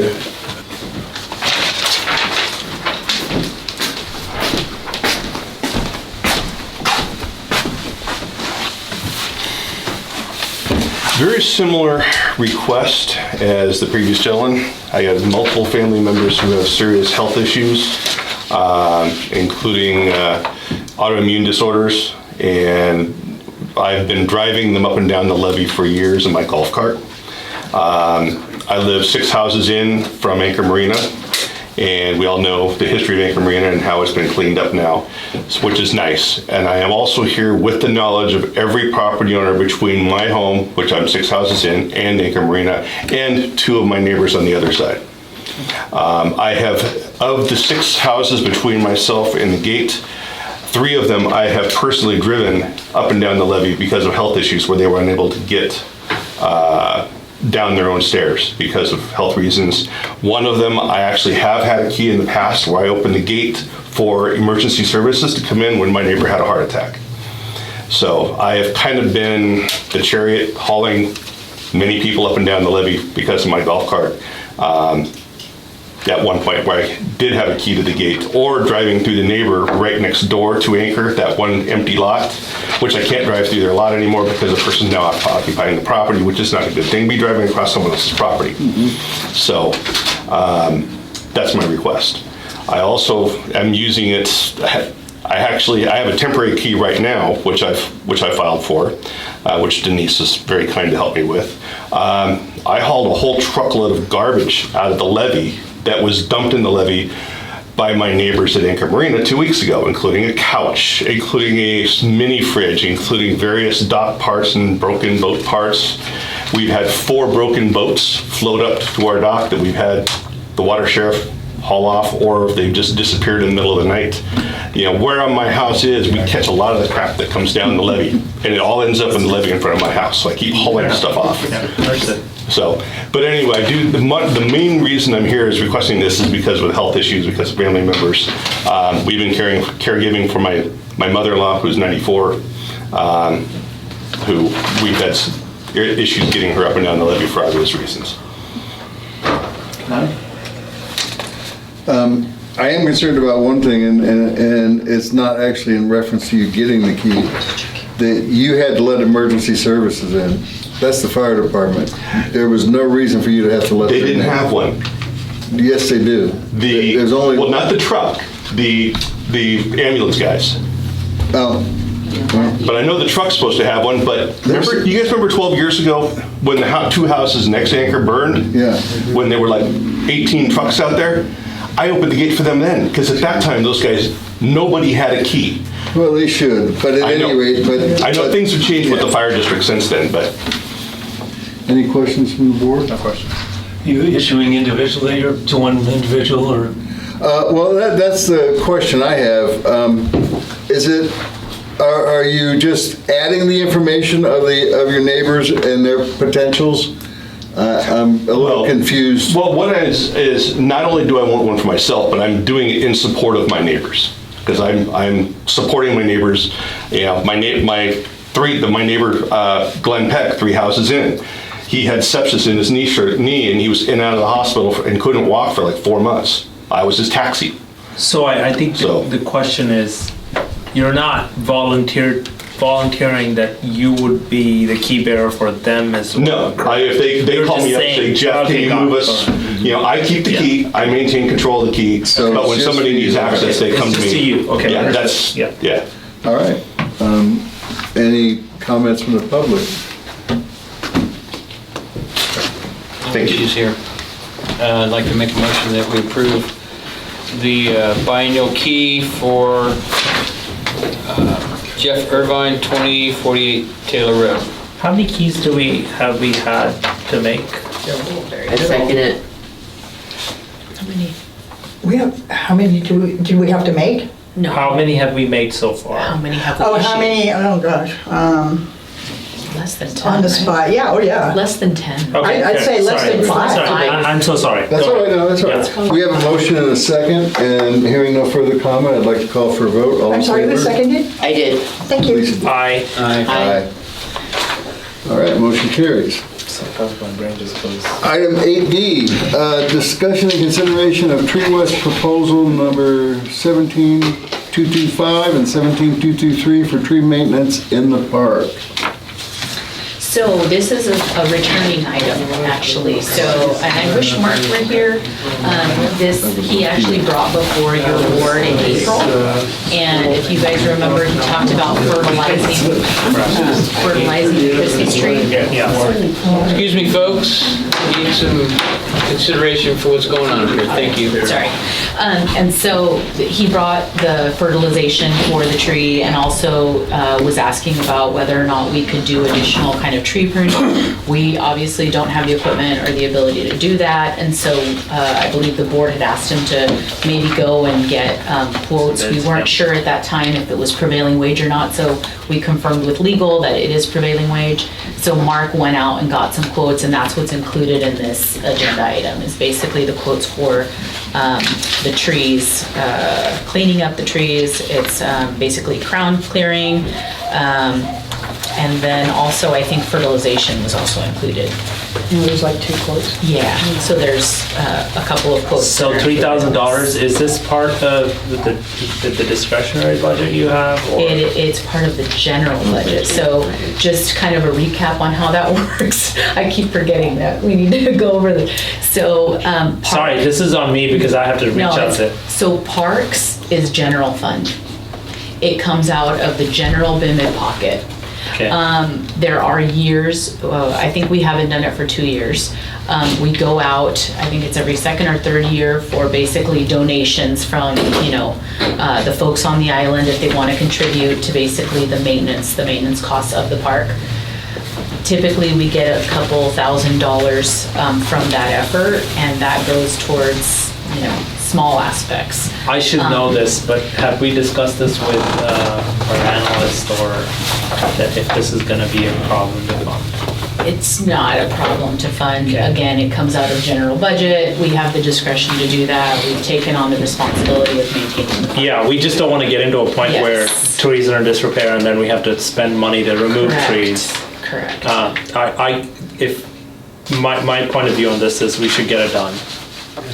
I think it's a very reasonable estimate. Yes, it is. Really reasonable, and with that, I just ask, is there any public comment? Was it the tree or trees or? Trees, there's a packet in here, and there's a, Trees in the park. Trees, so 5 crepe myrtles, Yeah. 4 sycamores, and 7 elms, And Christmas tree. and the Christmas tree. All And a for, partridge. Evergreen pear, locust tree, and an ash. There's 2 pears, 3 locusts, and 6 ash. And the Christmas tree. is there any other comments from the board? Just curious as to what was the purpose of them breaking it down into 2 proposals? I don't really see a big separation here. Just the trees, they're different height, cost, that's all. they're different high costs, but the numbers are coming up to this the same Well, number. yeah. Yeah. I mean, That's what and- confused me too, yeah. Well, and my whole thing is, I do not like seeing it broken up into 2 proposals. I know. I think I know. I think that sort of looks a little bit shady. Like, okay, we took 2 bids from the guy, and Hey, from the I would. same guy? Yeah, it's the same company. They're just for different trees. Well, what I'd like to see is I'd like to see this proposals combined as just one proposal. We can ask for that. That's, and then I don't see a problem with the work that's described on any of the line items. Yeah. I just don't like it in 2 proposals. It just doesn't Yeah, look right. and I think it's just because when Mark talked to them first, he asked for the first, 3 different types of trees, and then they went back and asked for the second 3 type of trees. Yeah, I get But it. we'll ask for them to combine it, it's Yeah. not a big Okay. deal. All right. And we can And then- indicate in the minutes too that it's approved Yeah. as to one, as One quote. One Right. quote, Yeah, Can we just have a resolution and pass it, so we don't have? yeah, that's what my intention Well, would I be was trying to, to think, did we do a resolution every time we, no. No. But because this the is minute- below, the this is minutes would below be your good. level of approval. It's actually Technically. above my level of approval, guys. That's why it's coming to you. Like $5 more than you can approve. But we'll make Cut off. I think it's for something like this, isn't it, like 1,000 or something I like gotta that? do some of the Yes. financials, I'll do Is it. it Yes. 1,000 or I think for maintenance. I thought it was 5. Sorry, as the treasurer, I will take into consideration that we Just need to figure saying. this Well, out. I thought your cutoff was 5,000. I think for projects it is, I think for maintenance This is- it's like 1,000. Technically, matter. they're calling this maintenance, but this isn't This- maintenance. so this is is a coming- one-time shot. This is a project. This It's is a coming- one-time shot. This is coming back to you guys because you requested it in That's April fine. We from did. Mark. No, I get it. Otherwise, I would have just had it done, Yeah, to be honest We want a with you. prevailing wage bid, Yeah. Yeah. is that right? So Yeah. that's why it's coming back. Yes. Yes. But prevailing. again, like I say, I can theoretically agree to approve this, but it's got to come to us as one item. So, Well, we can approve it with that. so with can that I caveat. make a motion to approve this Tree West proposal once it's combined into one, and we'll give staff authority to, Yeah. This tree, here, forward with it. let me clarify how that will be easy. We'll accept these Tree West proposals combined into one total project, and then the manager can execute that project in accordance with her approval authority. Works with me. Because this is not maintenance, this is a one-time only affair. All right. Is that all right with everybody? Yes. If that's a motion, I'll say. That's not a motion, that's, because she's, on a project, she's got authority. That's right, that's right. Okay, But please define it as a project, as a single one-time project. done. So we just gonna combine. E, discussion of the next Proposition 218 assessment for the levy district. Yeah, so. Assessment district for levy. Yeah, so this was a requested item from the board. We've talked about it, I think, a few times, and we thought, okay, it's time to officially look at getting started on the process. We currently, as we talked about before, are under the Prop 218 assessment levy from back in 2015-16. That was the first year it was implemented. That levy has a sunset period of 10 years. So we will be coming up on that at the end of 24-25. So essentially, we've got 2 years. It's a good timeline, I think, right now to start discussing the possibility of having another 218 assessment levy. I have a question about the necessity for a 218. Sure. Yep. Since it's no longer a supermajority to pass a parcel tax, it's a simple majority. Is the 218, and that would be a simple majority of registered voters. Is the 218 strategy even necessary for this type of activity for us? Like to hear pros and cons on that, because it's brand new now for being a simple majority for a parcel tax. School districts are already going out with straight, registered voter votes, one person, one vote type of situation. And the reason I'm asking that, and I don't know if, and this is especially for VIG, but just to refresh everybody, the 218 is not a one person, one vote tax. It's a tax based upon the relative size and complexities, et cetera, of your particular assessed parcel or assessed responsibility. So there are some parcels on this island that can have 12 votes, or a house like mine has 1 vote. Whereas if we went out simple as a parcel tax under the new state laws, it would just be a one person, one vote situation. So I'd just like to understand what strategies both that the current engineer has, because I think we still need to do the same type of assessment to be able to explain ourselves, et cetera, but I don't necessarily think we need to create an assessment district anymore, as we could go at it straight on where we couldn't last time. Yeah, so there's various types, obviously, of ways to levy funds, right? So you have taxes, you have fees, and within all of those, there's different categories, right? So depending on the type of service that's going to be provided and the nexus that's being made between the type of service and who will receive the benefit from that is how it would be determined what type of funding you're looking at, whether it's a parcel tax, whether it's a fee. And so I think those are the exact questions that you're talking about that we need to start talking about right now with SCI. I agree. So I know that we talked about it when we renewed SCI's contract for, the remaining or the remainder of this assessment levy that we're currently under. What I'm looking at from you is direction to go ahead and begin that process and to really start investigating whether or not, number one, we need that assessment. I think that we've talked so much and know of all these projects that we're essentially saying, right, in a straw poll, yes, we think we will need an assessment to continue on with the work that we're doing. So that's the first question, and we need to kind of talk about that formally. The second question would be, okay, what type of fee are we looking at? Are we looking at a district kind of fee? Are we looking at a parcel tax? And then what does that look like in terms of the effects for the residents on the island, right? Then from there, it's kind of putting together a plan. And a timeline that says, okay, how is the public outreach going to work? When do we need to start doing that? How are we best going to inform the public about this need? And then what's our end goal? So what is that end date? What does that look like if we don't, obviously receive this assessment? We're going to try again, those kinds of things. So I think to begin talking about it, I would need your direction to go ahead and set up kind of formal conversations with SCI about moving forward. Is that a resolution? Well, no, it'd be a consensus or direction, I believe, would be the only thing necessary there. And I think you have that consensus. I do think we need to evaluate it. And so we're going to need some feedback from them. Yeah, for sure. As to the differences in that.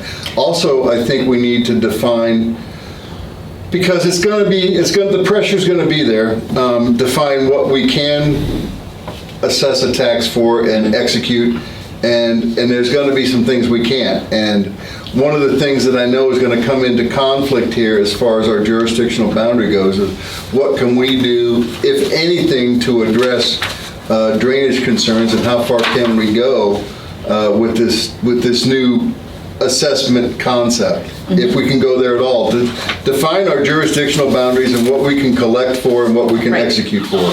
Right, and I think we're lucky in that, in that we've done this successfully before.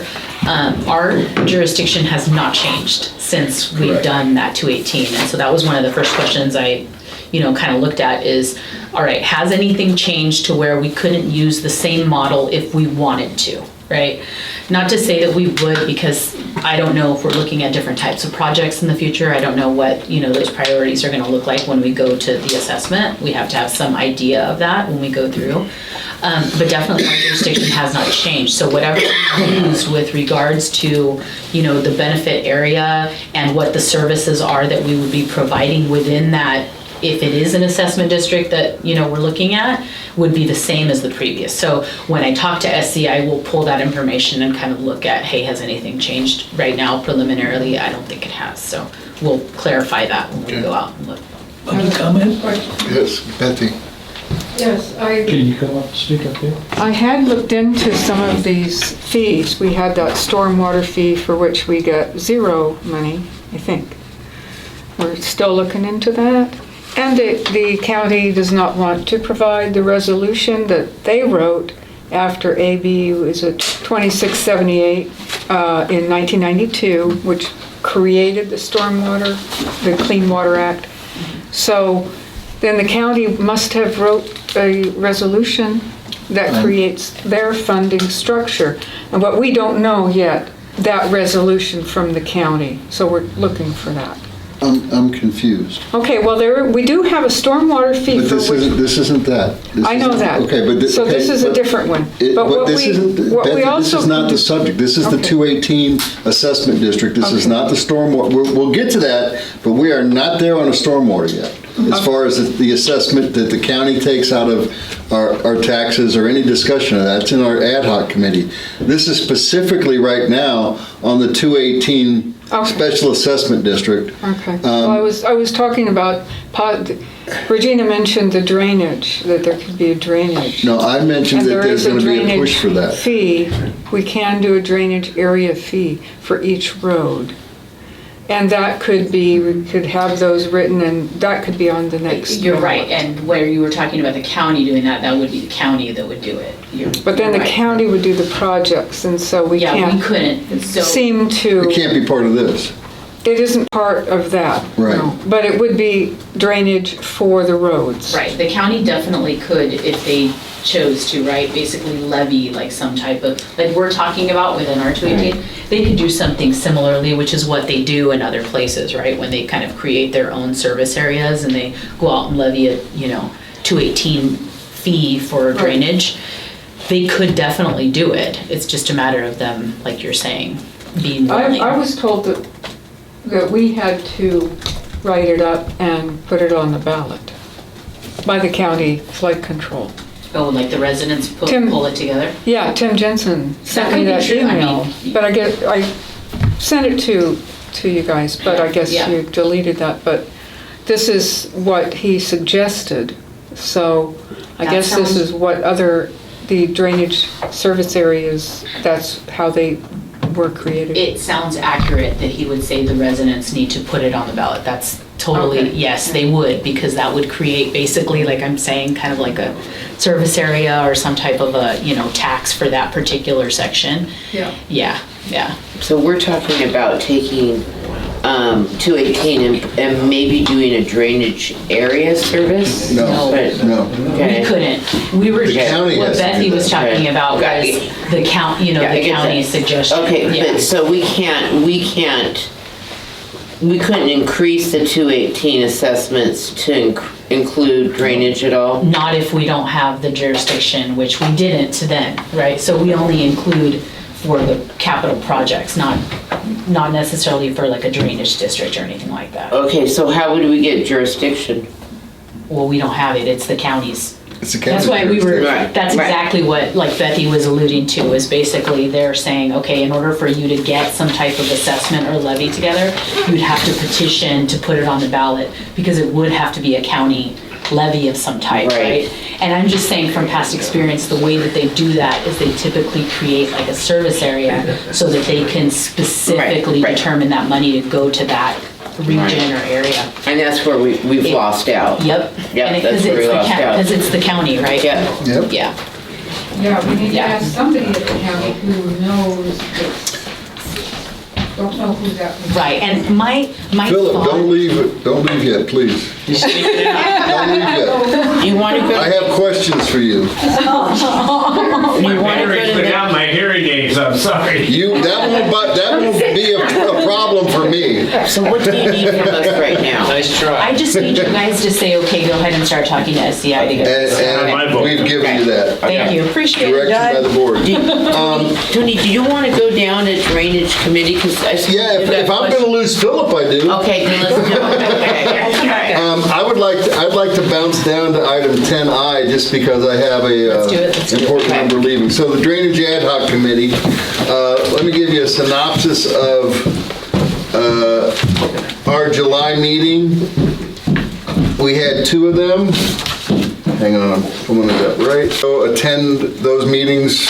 Right, but only 2. But only 2, okay, good. Because I think it's important that you're there. But we talked about at the first meeting coming up with our main purpose out of the first meeting on July 17th, we talked about a bunch, and I'll go into what we talked about at the end here, was for Lori to come up with a letter to Delta Coves and Delta HOA about possible actions on installing DIs on Stone Road. And she's going to have that letter here tonight for us to support. And It's in your packet. yeah, I didn't get one of I them. thought it was, but I'm not seeing it. It's at the very end. Yeah, I know. 10I. Okay, item 10I. Oh, there we go. Okay. Okay, Got I have it. Got it. And what the basis of this letter, and you correct me if I'm wrong on this, Lori, is to sort of synopsize the situation as it exists today.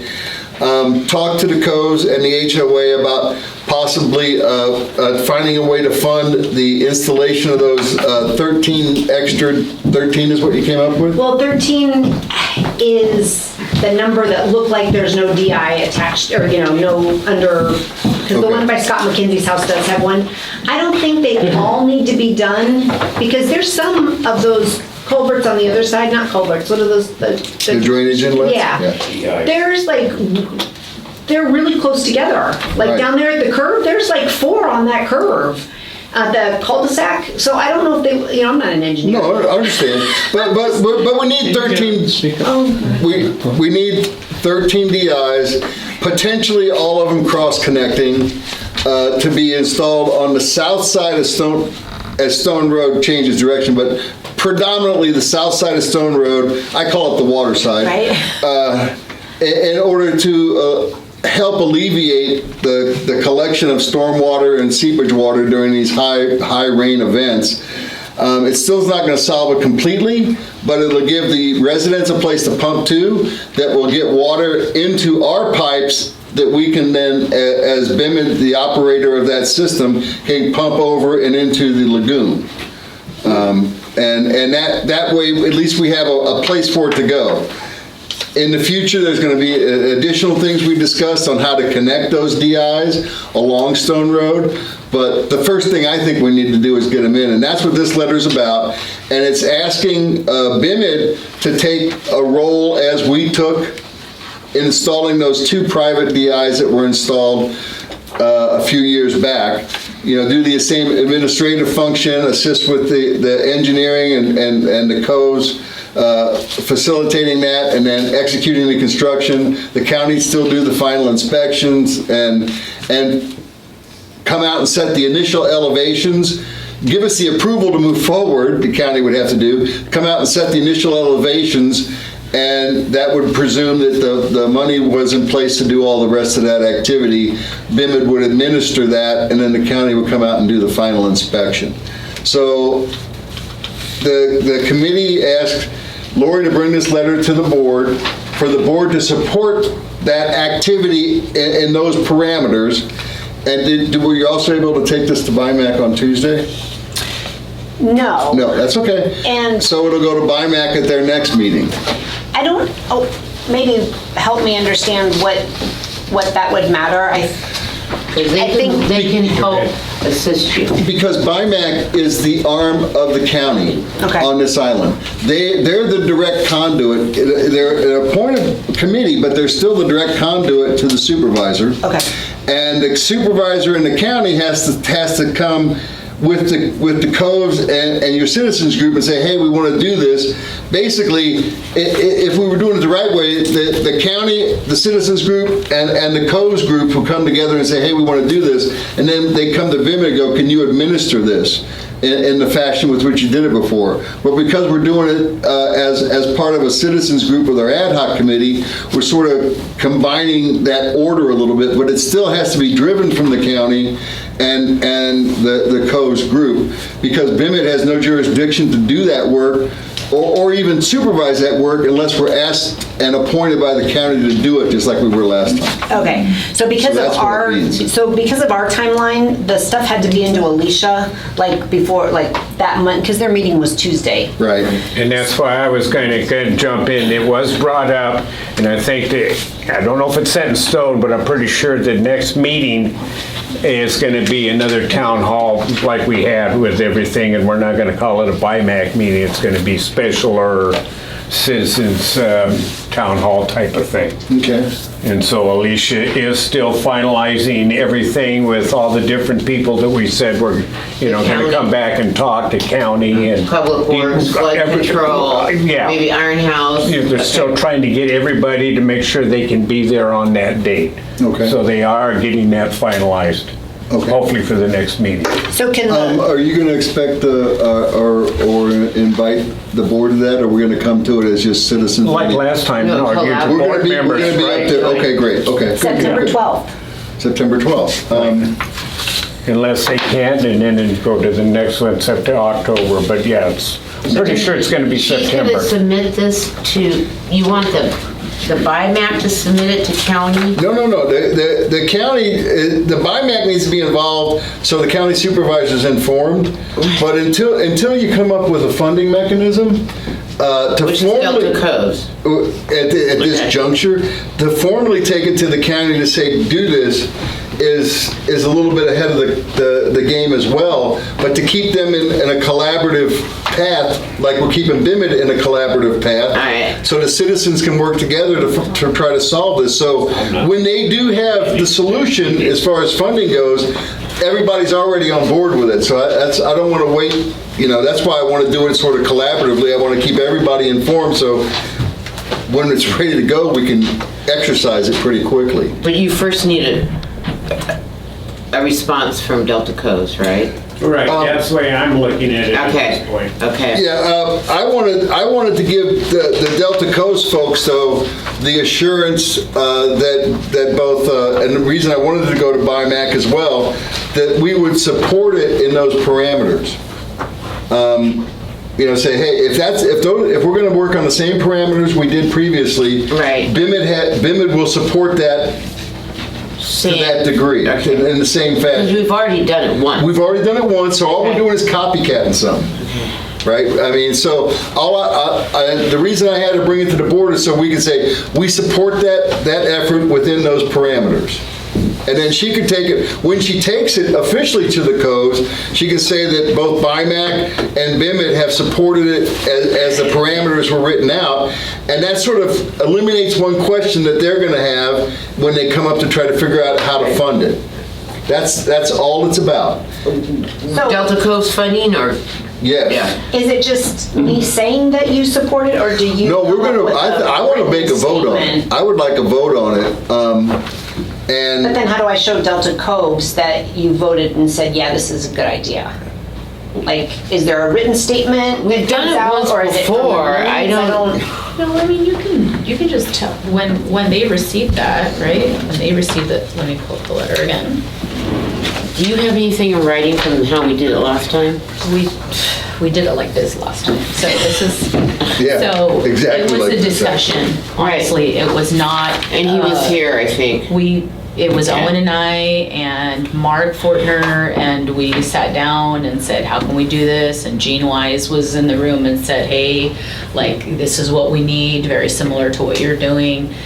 She got her area kind of residence together. We had the conversation, and that's how it worked. And then at the very end, we kind of pulled in, the county and said, look, this is what we're doing. We need you to be able to approve kind of the design and to be able to give us the final, because it is in the right of way. So it's, And can give be a our right of entry project. in that right of Can way. be our project, but we want to facilitate it happening, so. How much are we talking, money-wise? This is a problem, because it's more than just what, 3 last time. Yeah, it's a significant, it's a significant amount. So I think honestly, if we look, so it's, the road is very odd to me, and again, I'm not an engineer, but there's a ton of storm drains from 3600 down. There are 4 from the what's that road, Seagate? Where the fire break is, kind of. There's 4 from that area to up here. That's a pretty good distance. So they're really far apart, which they're just not evenly spaced at all. So that's a little peculiar, but the worst flooding happens from 3,300 to 3,500. And there's only 2 storm things on DIs. Are those DIs over there? Direct inlets, yeah, they're still direct inlets. So there's One on your 2 side and that side. Yes, so there's 2 that we would need to pair up. So worst case scenario, we would need 2 done to see if that improves things, because we are just one big lake across 7 or 8 properties. How is it down here? As you This far down? Yeah.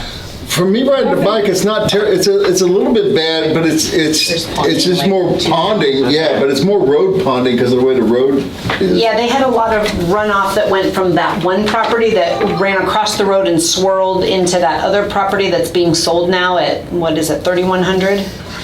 3,109 or something like that. But that, I think, is just because one property sits so much higher than the other one, there's nowhere for it to go. So the worst flooding has the least amount of DIs. So you guys, excuse me, you guys were asking about this homes right over here? Yeah. Delta Cove's blocked, took their fence and blocked all their drainage behind their homes. And they don't have anything. The people on the north side of the Stone Road don't have any drainage at all, and what they did have is now blocked by Delta Cove's fence, which I sent an email to all of you about this. But there was always a fence there. No, there was not always a fence there. There was a different kinds of little fences. Delta Cove's installed Stop that, a stop, fence. please, stop a second, will you please? Okay. You're getting away from the DIs on Stone Road. This is specific right now, just to those DIs on the south of Stone Road. We're not talking about every single issue on Stone Road right now. Okay, so you need to get that letter to Owens, right? Yeah, I wanted to give her the support from BIMID that we would participate. Which we did before. Just like we did before. Okay, yeah, we're good. Okay. But on, as it relates to this effort, we'd still participate. You can move to approve supporting Lori's letter. That's all. Yeah, support, okay, so That's support what a I letter. would like to see happen. Okay. That's all that this is to achieve tonight. Because all that stuff's still got to take place down the line. You can just move to approve her letter, and then when you send it out, if Owen reaches back out, you can tell him, hey, the board voted to approve it. He'll call me, and I'll be like, yes, they did this on this We'll date. be able to, yeah. Yeah. Did we lose Vig? Yeah, we lost Vig. He has a family emergency. Okay. All right, well, I would like to make a motion to approve item 10I.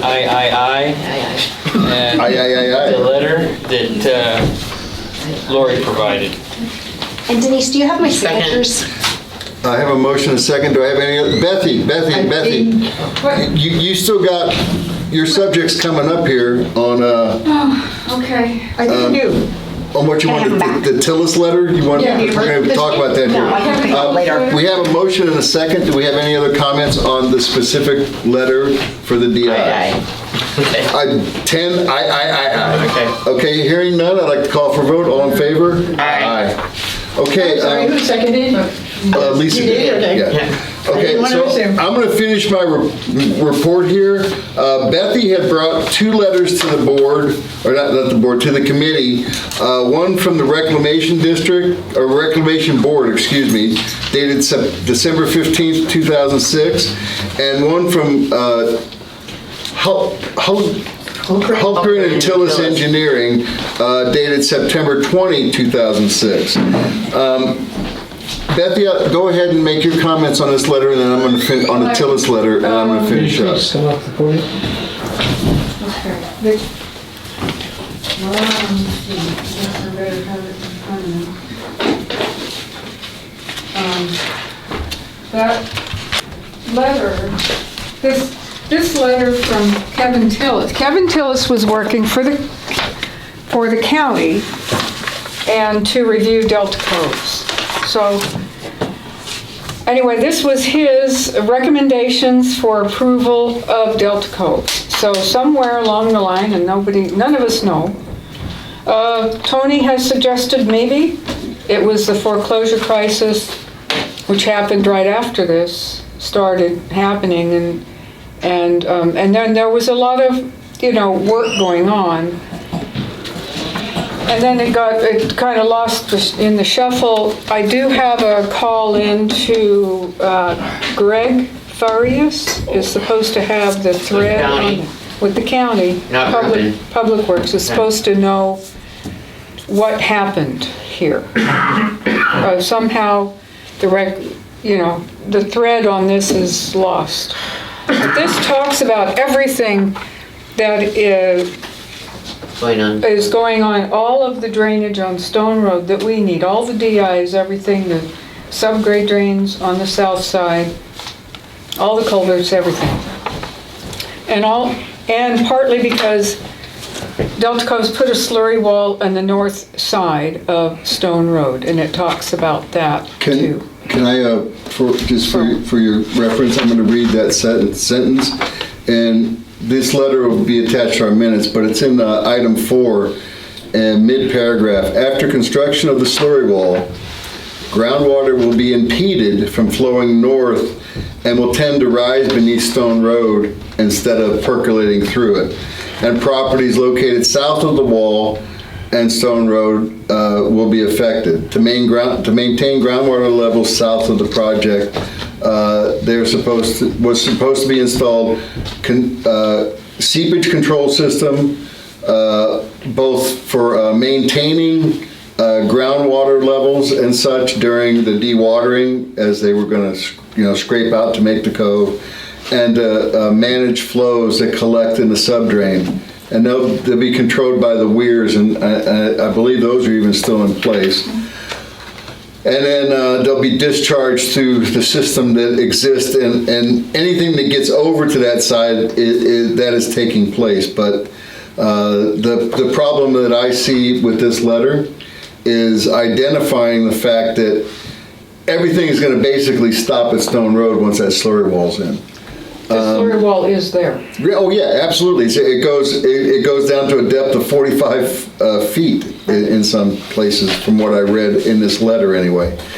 And then on down further, as it related to that, it talks about the contractor not having yet submitted the dewatering plans, etc.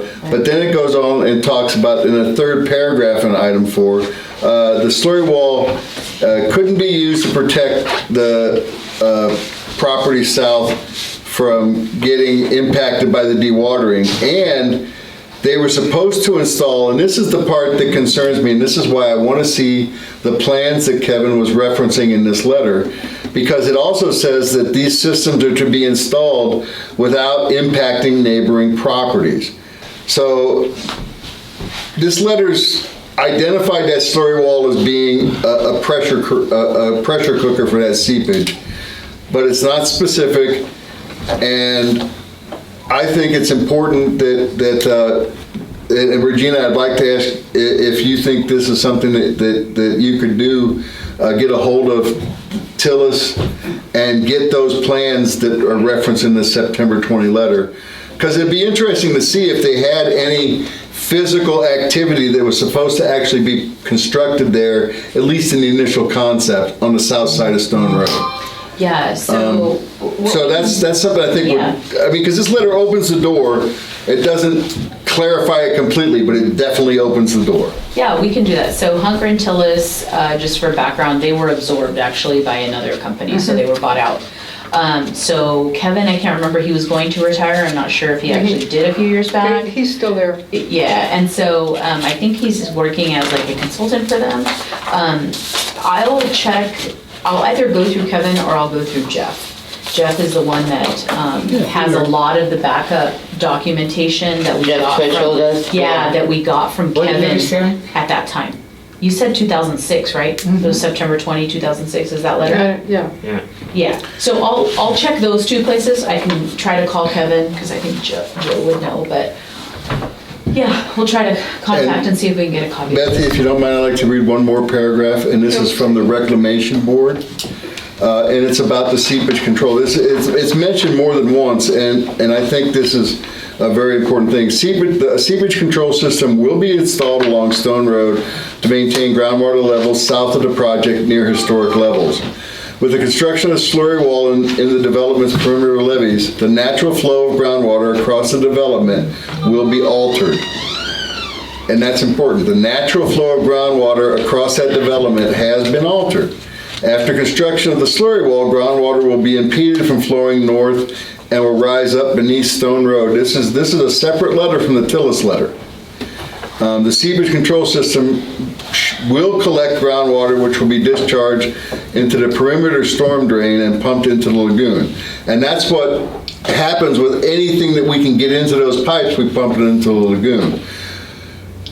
Like I said, I think the plans are going to identify this completely, but that paragraph is in both, almost verbatim, in both the Tillis letter and the Reclamation Board's letter.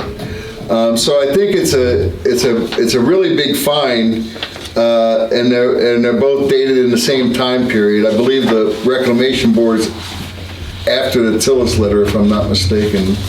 So this document I've had forever, it was in the box back in the there. boxes? I gave the box to Betsy, I said, look through it, and there's another box back there. Oh, I know, yeah. This is what I did, this is why I saved all this stuff. But you know, I think these are important finds. I really do. No, it is. But I think those plans, if we can find them, will help complete the puzzle. Right. Because, I mean, let's just see. But they definitely, both the Reclamation Board and Tillis, and it looks like the Reclamation Board relied on the Tillis letter based upon how identical the paragraphs are. Both talked about water collecting at Stone Road, not even being able to get through anymore. It created because of the pressure of that slurry wall. That's So about really what's happened. And that's there's really what's happened. subsidence. Yeah. There's both. This is the other thing that's going on that's weird.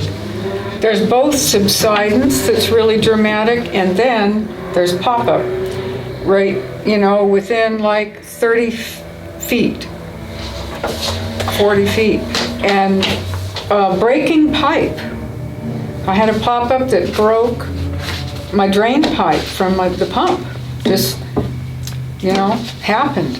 And then I had subsidence right from the road, right in front of the road, really, really bad subsidence. I mean, it was dropping lower and lower, scraping the bottom of my car to get in the driveway. And so, I had to get gravel in there, but well, I mean, this is at the same time, happening at the same time, both subsidence in the same, pretty close. Hopefully we can find the rest of this. Right. The next step. We need the thread from the county. All right, so you're gonna go ahead and contact and try to, or Jeff Twitchell might even have a response. That's what I was, this is gonna be my first call. Jeff, he has some of the stuff, like. Gotcha. Like, something happened. This was supposed to be the approval for Delta Cove. There was a lot that happened during that Well, time. 2 boxes worth, or at least. I mean, let's don't forget, especially since we've got the opportunity to immortalize this, let's make sure that we understand the challenges we have here, because we're talking about both of these letters, and the original design for the coves was prior to the collapse of 2008. Right. Not only did all the historical knowledge from the developer basically go away, during that same time period between 2008 and I think about 2013, we had a complete changeover at the county for all the staff for plans, approvals, etc. That whole really? desk that whole desk left. They retired. Oh. And you brought in all new people. So then we lost the county's historical knowledge. At the same time that they talk about the manager that they talked about here at BIMID, BIMID lost all staff except for Lawrence, Denise, and Julie after the collapse. Right. And so all the historical knowledge of the approvals also left because the district manager at the time left, who was the key person they were in contact with. So we just got to find the information, but it's really important to understand that all the historical knowledge had left. So we got to piece this together somehow. Need a couple of student assistants to help go through. Yeah, exactly. I'm going to drive this down to your house tomorrow, okay? But all right. The teenage girls next door. So you guys can come in here and look through them because those are our files. Those are yours. That box was mine. No, okay. That's fine. So that's why I wanted to talk about those letters. And then the last thing we have to talk about is what I've learned is a very sore subject today, and it's about that multi-year reimbursed contract. Since it's on the floor, I'm going to let Regina share some knowledge. When you do, we have to have it signed by. Don't even worry about it. The county's going. It's not happening. Tony, do you want to pick up 8F at some point? No, we'll go back to 8F. I just want to get this last item out of 10I. Gotcha, okay. Yeah, so I did talk again with them, and we knew it was coming. We talked we've been talking about this for a while. They are not in support of renewing any contract for the following. So they're going to do the drainage? No. What? I don't know. Okay, I can't speak for them. The 16,000 a year is a total of. It's very little. You know, Tony, I know you want me to stay within a jurisdictional lane, but this is the kind of stuff that drives me insane. Drives me insane too. Okay, so I think we can figure out a way to work on this stuff. Here's the thing. I want to stay in our jurisdictional legal lane, but this is something that we can still talk about. I'm a private citizen too. Yes, you are. Okay, and as a private citizen, you can do anything you want. Right. I know a lot of just times I don't say who I am. But you can just clarify that. I just, but let's understand this. The county has never tied this $66,000 contract to the stormwater. And as Bethia, did she? Yeah. Which one of your friends, or did you come up with how much did they collect off the island? It's about 70 plus thousand. I mean, we have some. It's like Bethy, come up. Come on, you got to. Is it 77,000 a year? That's what I thought. 16,000 out of it. Right. No, But we don't get that out of that. That is not coming out of that line. No, it's not the storm. They did not take it out of there. We're still not sure it's the stormwater fee. Right. The 66,000 from the years back. What is 2016? Right. And then, so we don't know it's a stormwater. However, it's suspicious because it's exactly the same number as the stormwater fee. But the stormwater fee collection last year was 77,000. Right. Yeah, and So you see, I should come up with that. My recollection is that the county never line item that 16,000 a year. This is why I wrote Michelle. I mean, you can charge me of going outside. I wrote Michelle Mancuso and said, I want to see the resolution that created the stormwater fee. And she sent it. And I didn't get it. I got something from the state, so I've got to send it back. I said I need because the county animal services, they lost a resolution with animal services that had to be redone because they didn't know how to spend a certain amount of money. So they do things like that. No, I think, and that's why I want to talk to BIMAC. I would like to see BIMAC create a standing committee for floodwater and ask BIMA to, at least ask BIMA to participate in that, if not ask 799 as well, because now that I know BIMAC's jurisdiction is actually the entire Sand Mountain Slough all the way down to Dutch, that I think it may behoove to put that on there, because I think we need a standing committee structure that stays in focus until this is solved. But it's got to be run by the authority that has the actual jurisdiction to solve most of it. But I think we need to participate. They need to put the pressure on. Well, and this is the problem. No, I hear that. But I think BIMA needs to participate, and I think 799 does. Conversation at the town hall. Right. Okay, because that's what I'd like to see is. Was you guys do, and all the other entities get together and bring it for us, then we can move forward. So I agree with you, bring it back before us. There's a lot of digging you have to do, and discussing, and getting in there and with documents and say, look, well, just like that, look at this document. Right. So, in a matter of speaking, we don't have anything before us yet. I hear you. No, and that's what we discussed that at our ad hoc is like, how do we set up something that's going to effectively work?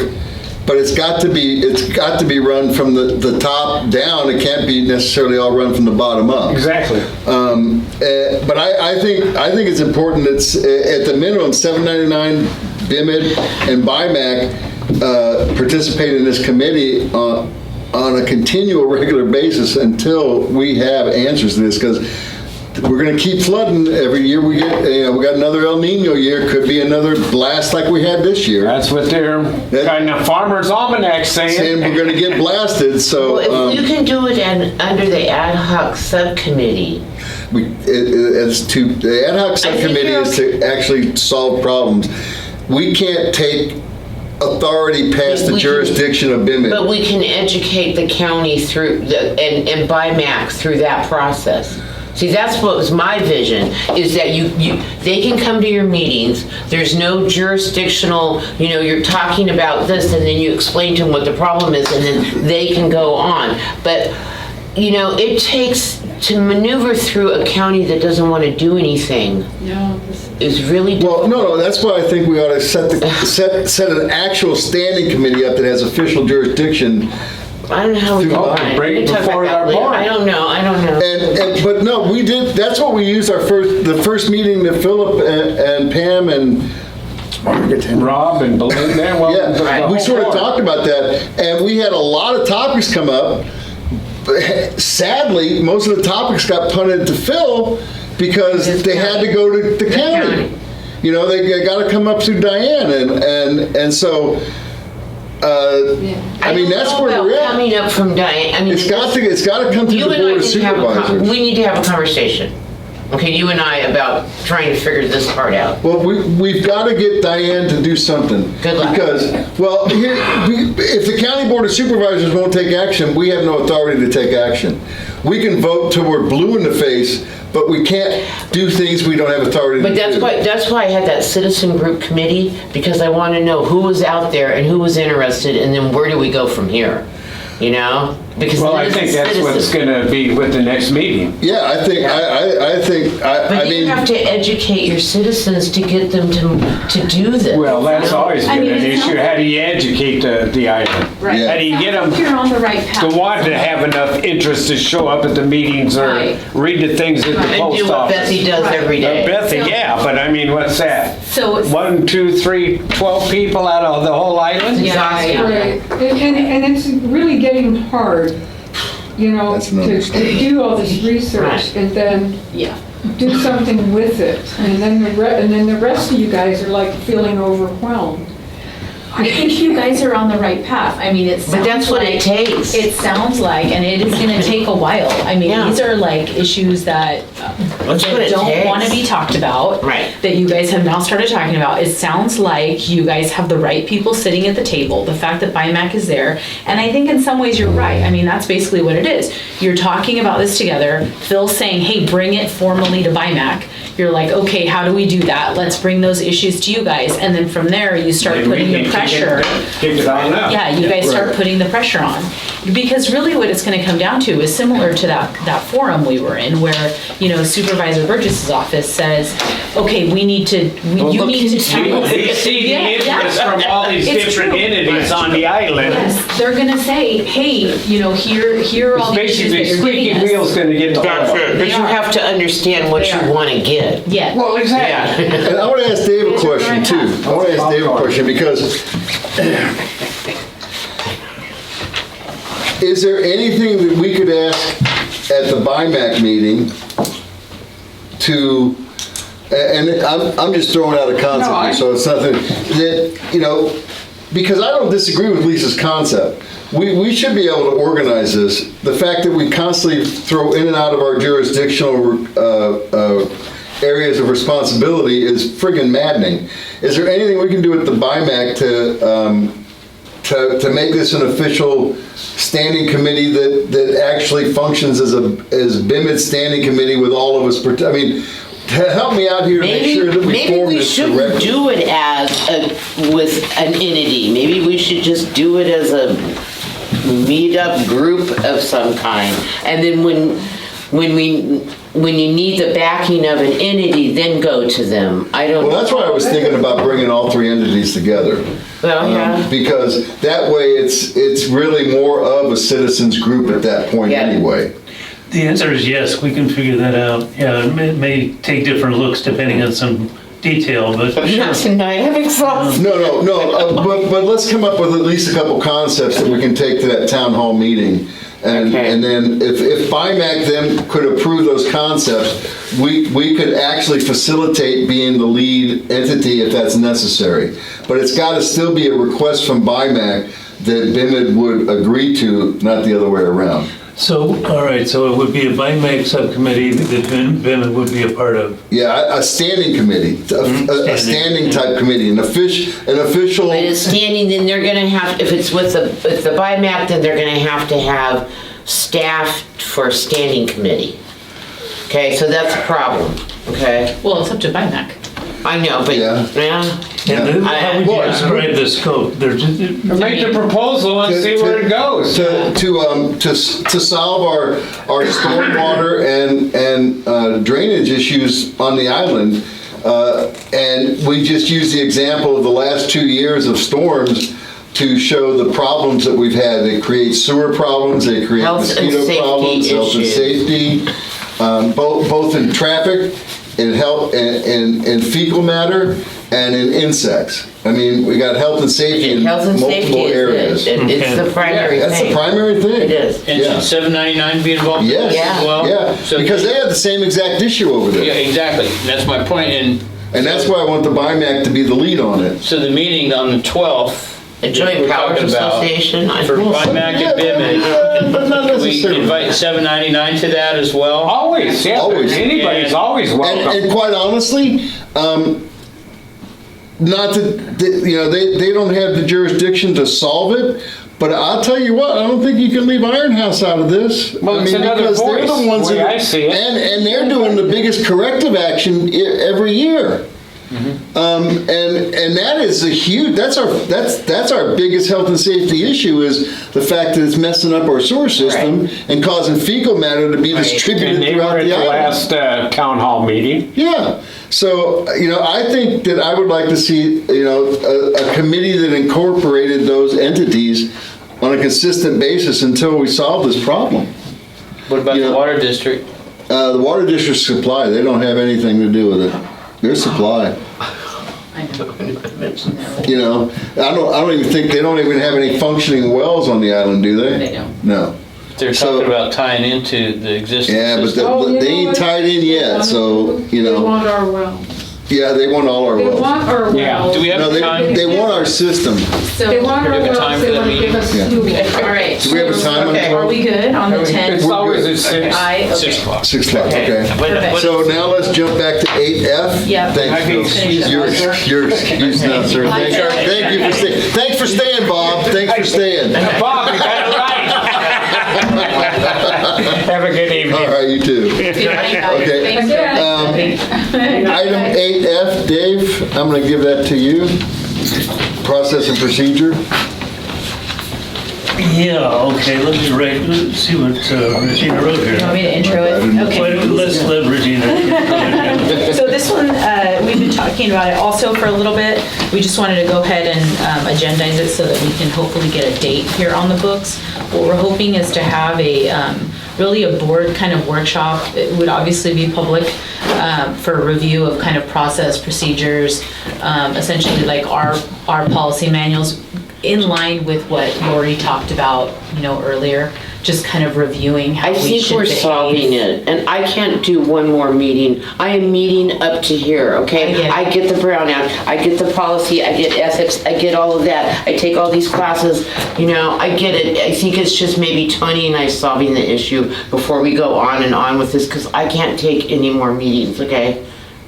You're one board I'm on other boards. I think we can figure this out. The Brown Act's not going to solve this. Well, let's hold till Tony gets back, because we don't have a quorum at the moment, so. Yeah. We're going to accost him as he walks out again.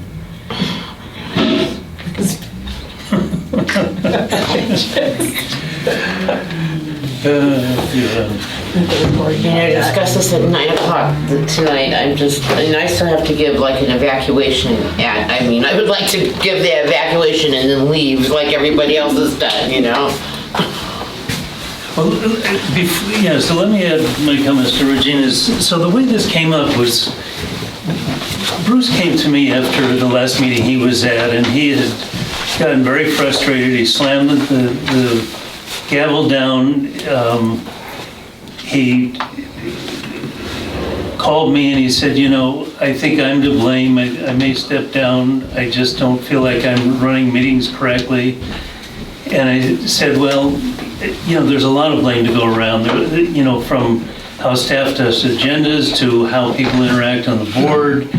And I get it from a lot of different points of view. And maybe we should do a session. We can schedule it, we can call it a Brown Act review if you want, but the main emphasis would really be talking about ways in which this group can better operate as a group, can recognize the fact that, the 3 votes out of 5, are how this group speaks. And so that was the idea. And Bruce was very happy about that. He shared some things, about his current medical state and so on that led me to believe that he might not be able to participate for a while, and that's turned out to be the case.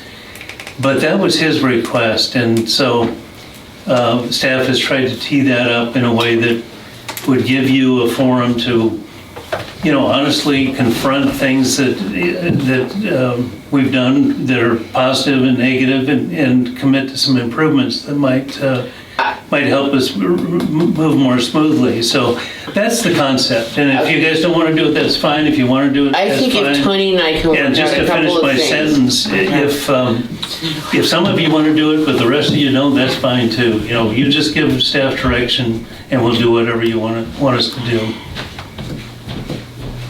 Well, I think it's important that we as public servants on a board need to conduct ourselves professionally and with respect to one another. And that means not talking over one another, letting people finish their sentences, no gestures, sighs.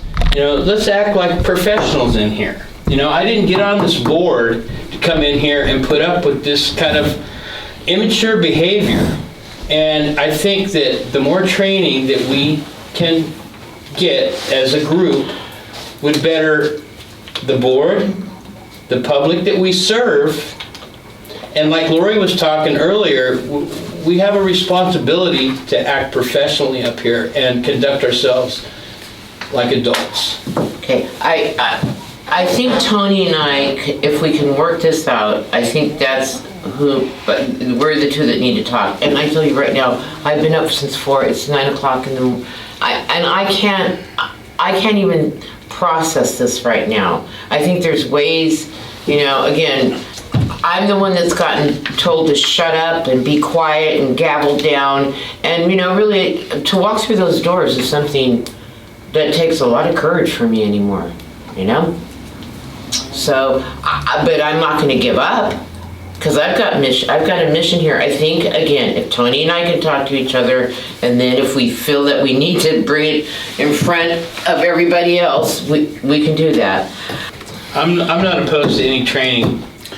I'm always willing to learn and better myself and my knowledge in serving this community and this board.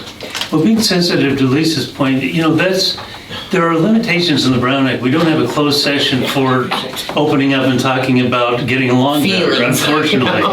But we can set this at a time, and this was the plan, when there are as few public members as possible. At the end of a long meeting like tonight is a time when everybody's tired and they've gone home, and the board's pretty much by itself. And ideally, that's what we need. We don't need public, chiming in with various thoughts. We don't need people taking shots at individual board members from the audience. It really is the five of you who, need to gel. And by and large, you guys have done so well. It's just been in the last few months that things have kind of gone off the skid some. And I've been in-house for 15 years and city attorney for 30 years. I've been through more of these workshops and difficult discussions with council members than I can imagine. And I know that they can be positive if they're done correctly. But so we're here to help if you want our help. We'll schedule it, see how it goes. If you want to take an interim step and two of you want to talk first, that's fine too. We just need some direction. Do we need to make a motion to proceed? Well, after discussion, my sense is there might be a little more discussion. Yeah, I support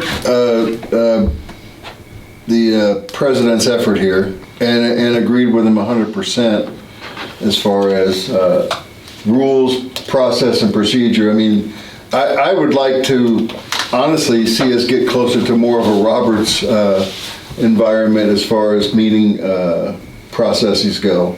And if we do that training, I'd like to see it, focus on a specific procedural theme. Be it Roberts or something else, I don't care. But it helps facilitate a structure of both discussion and process. So that's what I would like to see be part of it. Making sure to sort of set a formal tone for the meeting. I have a cheat sheet for that. Yes, I believe you do. I prepared one that I've used for years that if you want to, more formal setting, and it does make business move along more quickly. Yeah, quicker. And one of the things is if something's teed up and ready to go and all the information that people need is there in the staff report, then it's easy to, to click through it. But if we're talking about documents that aren't in the packet or something that some of the people have a huge amount of knowledge about and others have no idea what is being talked about, that's not teed up. And so there's those kind of concepts too, but we can provide, thoughts along all of those lines. So we'll keep it on the agenda, but let's move toward that direction and let's see if we can figure out how to, because like I say, we can't schedule a private meeting to do that, so figure out how we execute this. What we're proposing is just a study session, if, would be at a different time than normal. Okay. I'm all for it. Okay. I think it's important. Well, a motion would be in order if discussion's concluded. I would like to make a motion to proceed with the scheduling of a board review of process and procedures. Second. I have a motion and a second. Any more comment? I see no more public, so I'm assuming there is none. We'll call for a vote. All in favor? Aye. Do you want to just get a date now or later? Later. I can't. Consent items, staff reports. Anything you guys need to highlight? Nope. All right. Can I get a motion to accept the consent items for A, B, C, and D, item 9? I make a motion that we accept the consent item, staff reports A, B, C, D, item 9, A, B, C, and D. Second? I have a motion and a second. I'd like to call for a vote. All in favor? Aye. Director's reports, treasurer. Can I give the evacuation report? Yes, yeah. I'll do it quick as I can. Yeah, please give the evacuation report. So we met with OES and the sheriff's department. The fire department couldn't make it. We're back to looking at rally points. Rick Kavar said he would ask county council about liability issues, but he said, what are you gonna do with that evacuation points? And then we talked about walking everybody off of the island over into the fire department, and just getting them off the island. And CERT cannot be under BIMID. It has to be under the fire. Fire department? Yeah. So, and the flood preparedness pamphlet is moving along, and hopefully we'll have that back here for the board meeting in September, and then Jean wants to take it to that health and safety fair in October, along with trying to get people to sign up for CERT. Okay, that's it. Okay. All right. That was quick. Yeah. We already got I out of the way. Tom, you got anything on the park? No. Well, we got rid of we already talk about this? We got rid of the fire pits. And sign got taken down. No, there's nothing else. No issues from the event? Not that I'm aware of. Perfect. I like that. Okay, that's the director's reports. Any future agenda items? Correspondence is available. Okay, well, you want me to hand that paper in now? Okay, but what? 13. What's 13? Adjournment. Thank you. Do I get a second? Yeah, second, sir. Okay, all in favor? Aye. Meeting's over.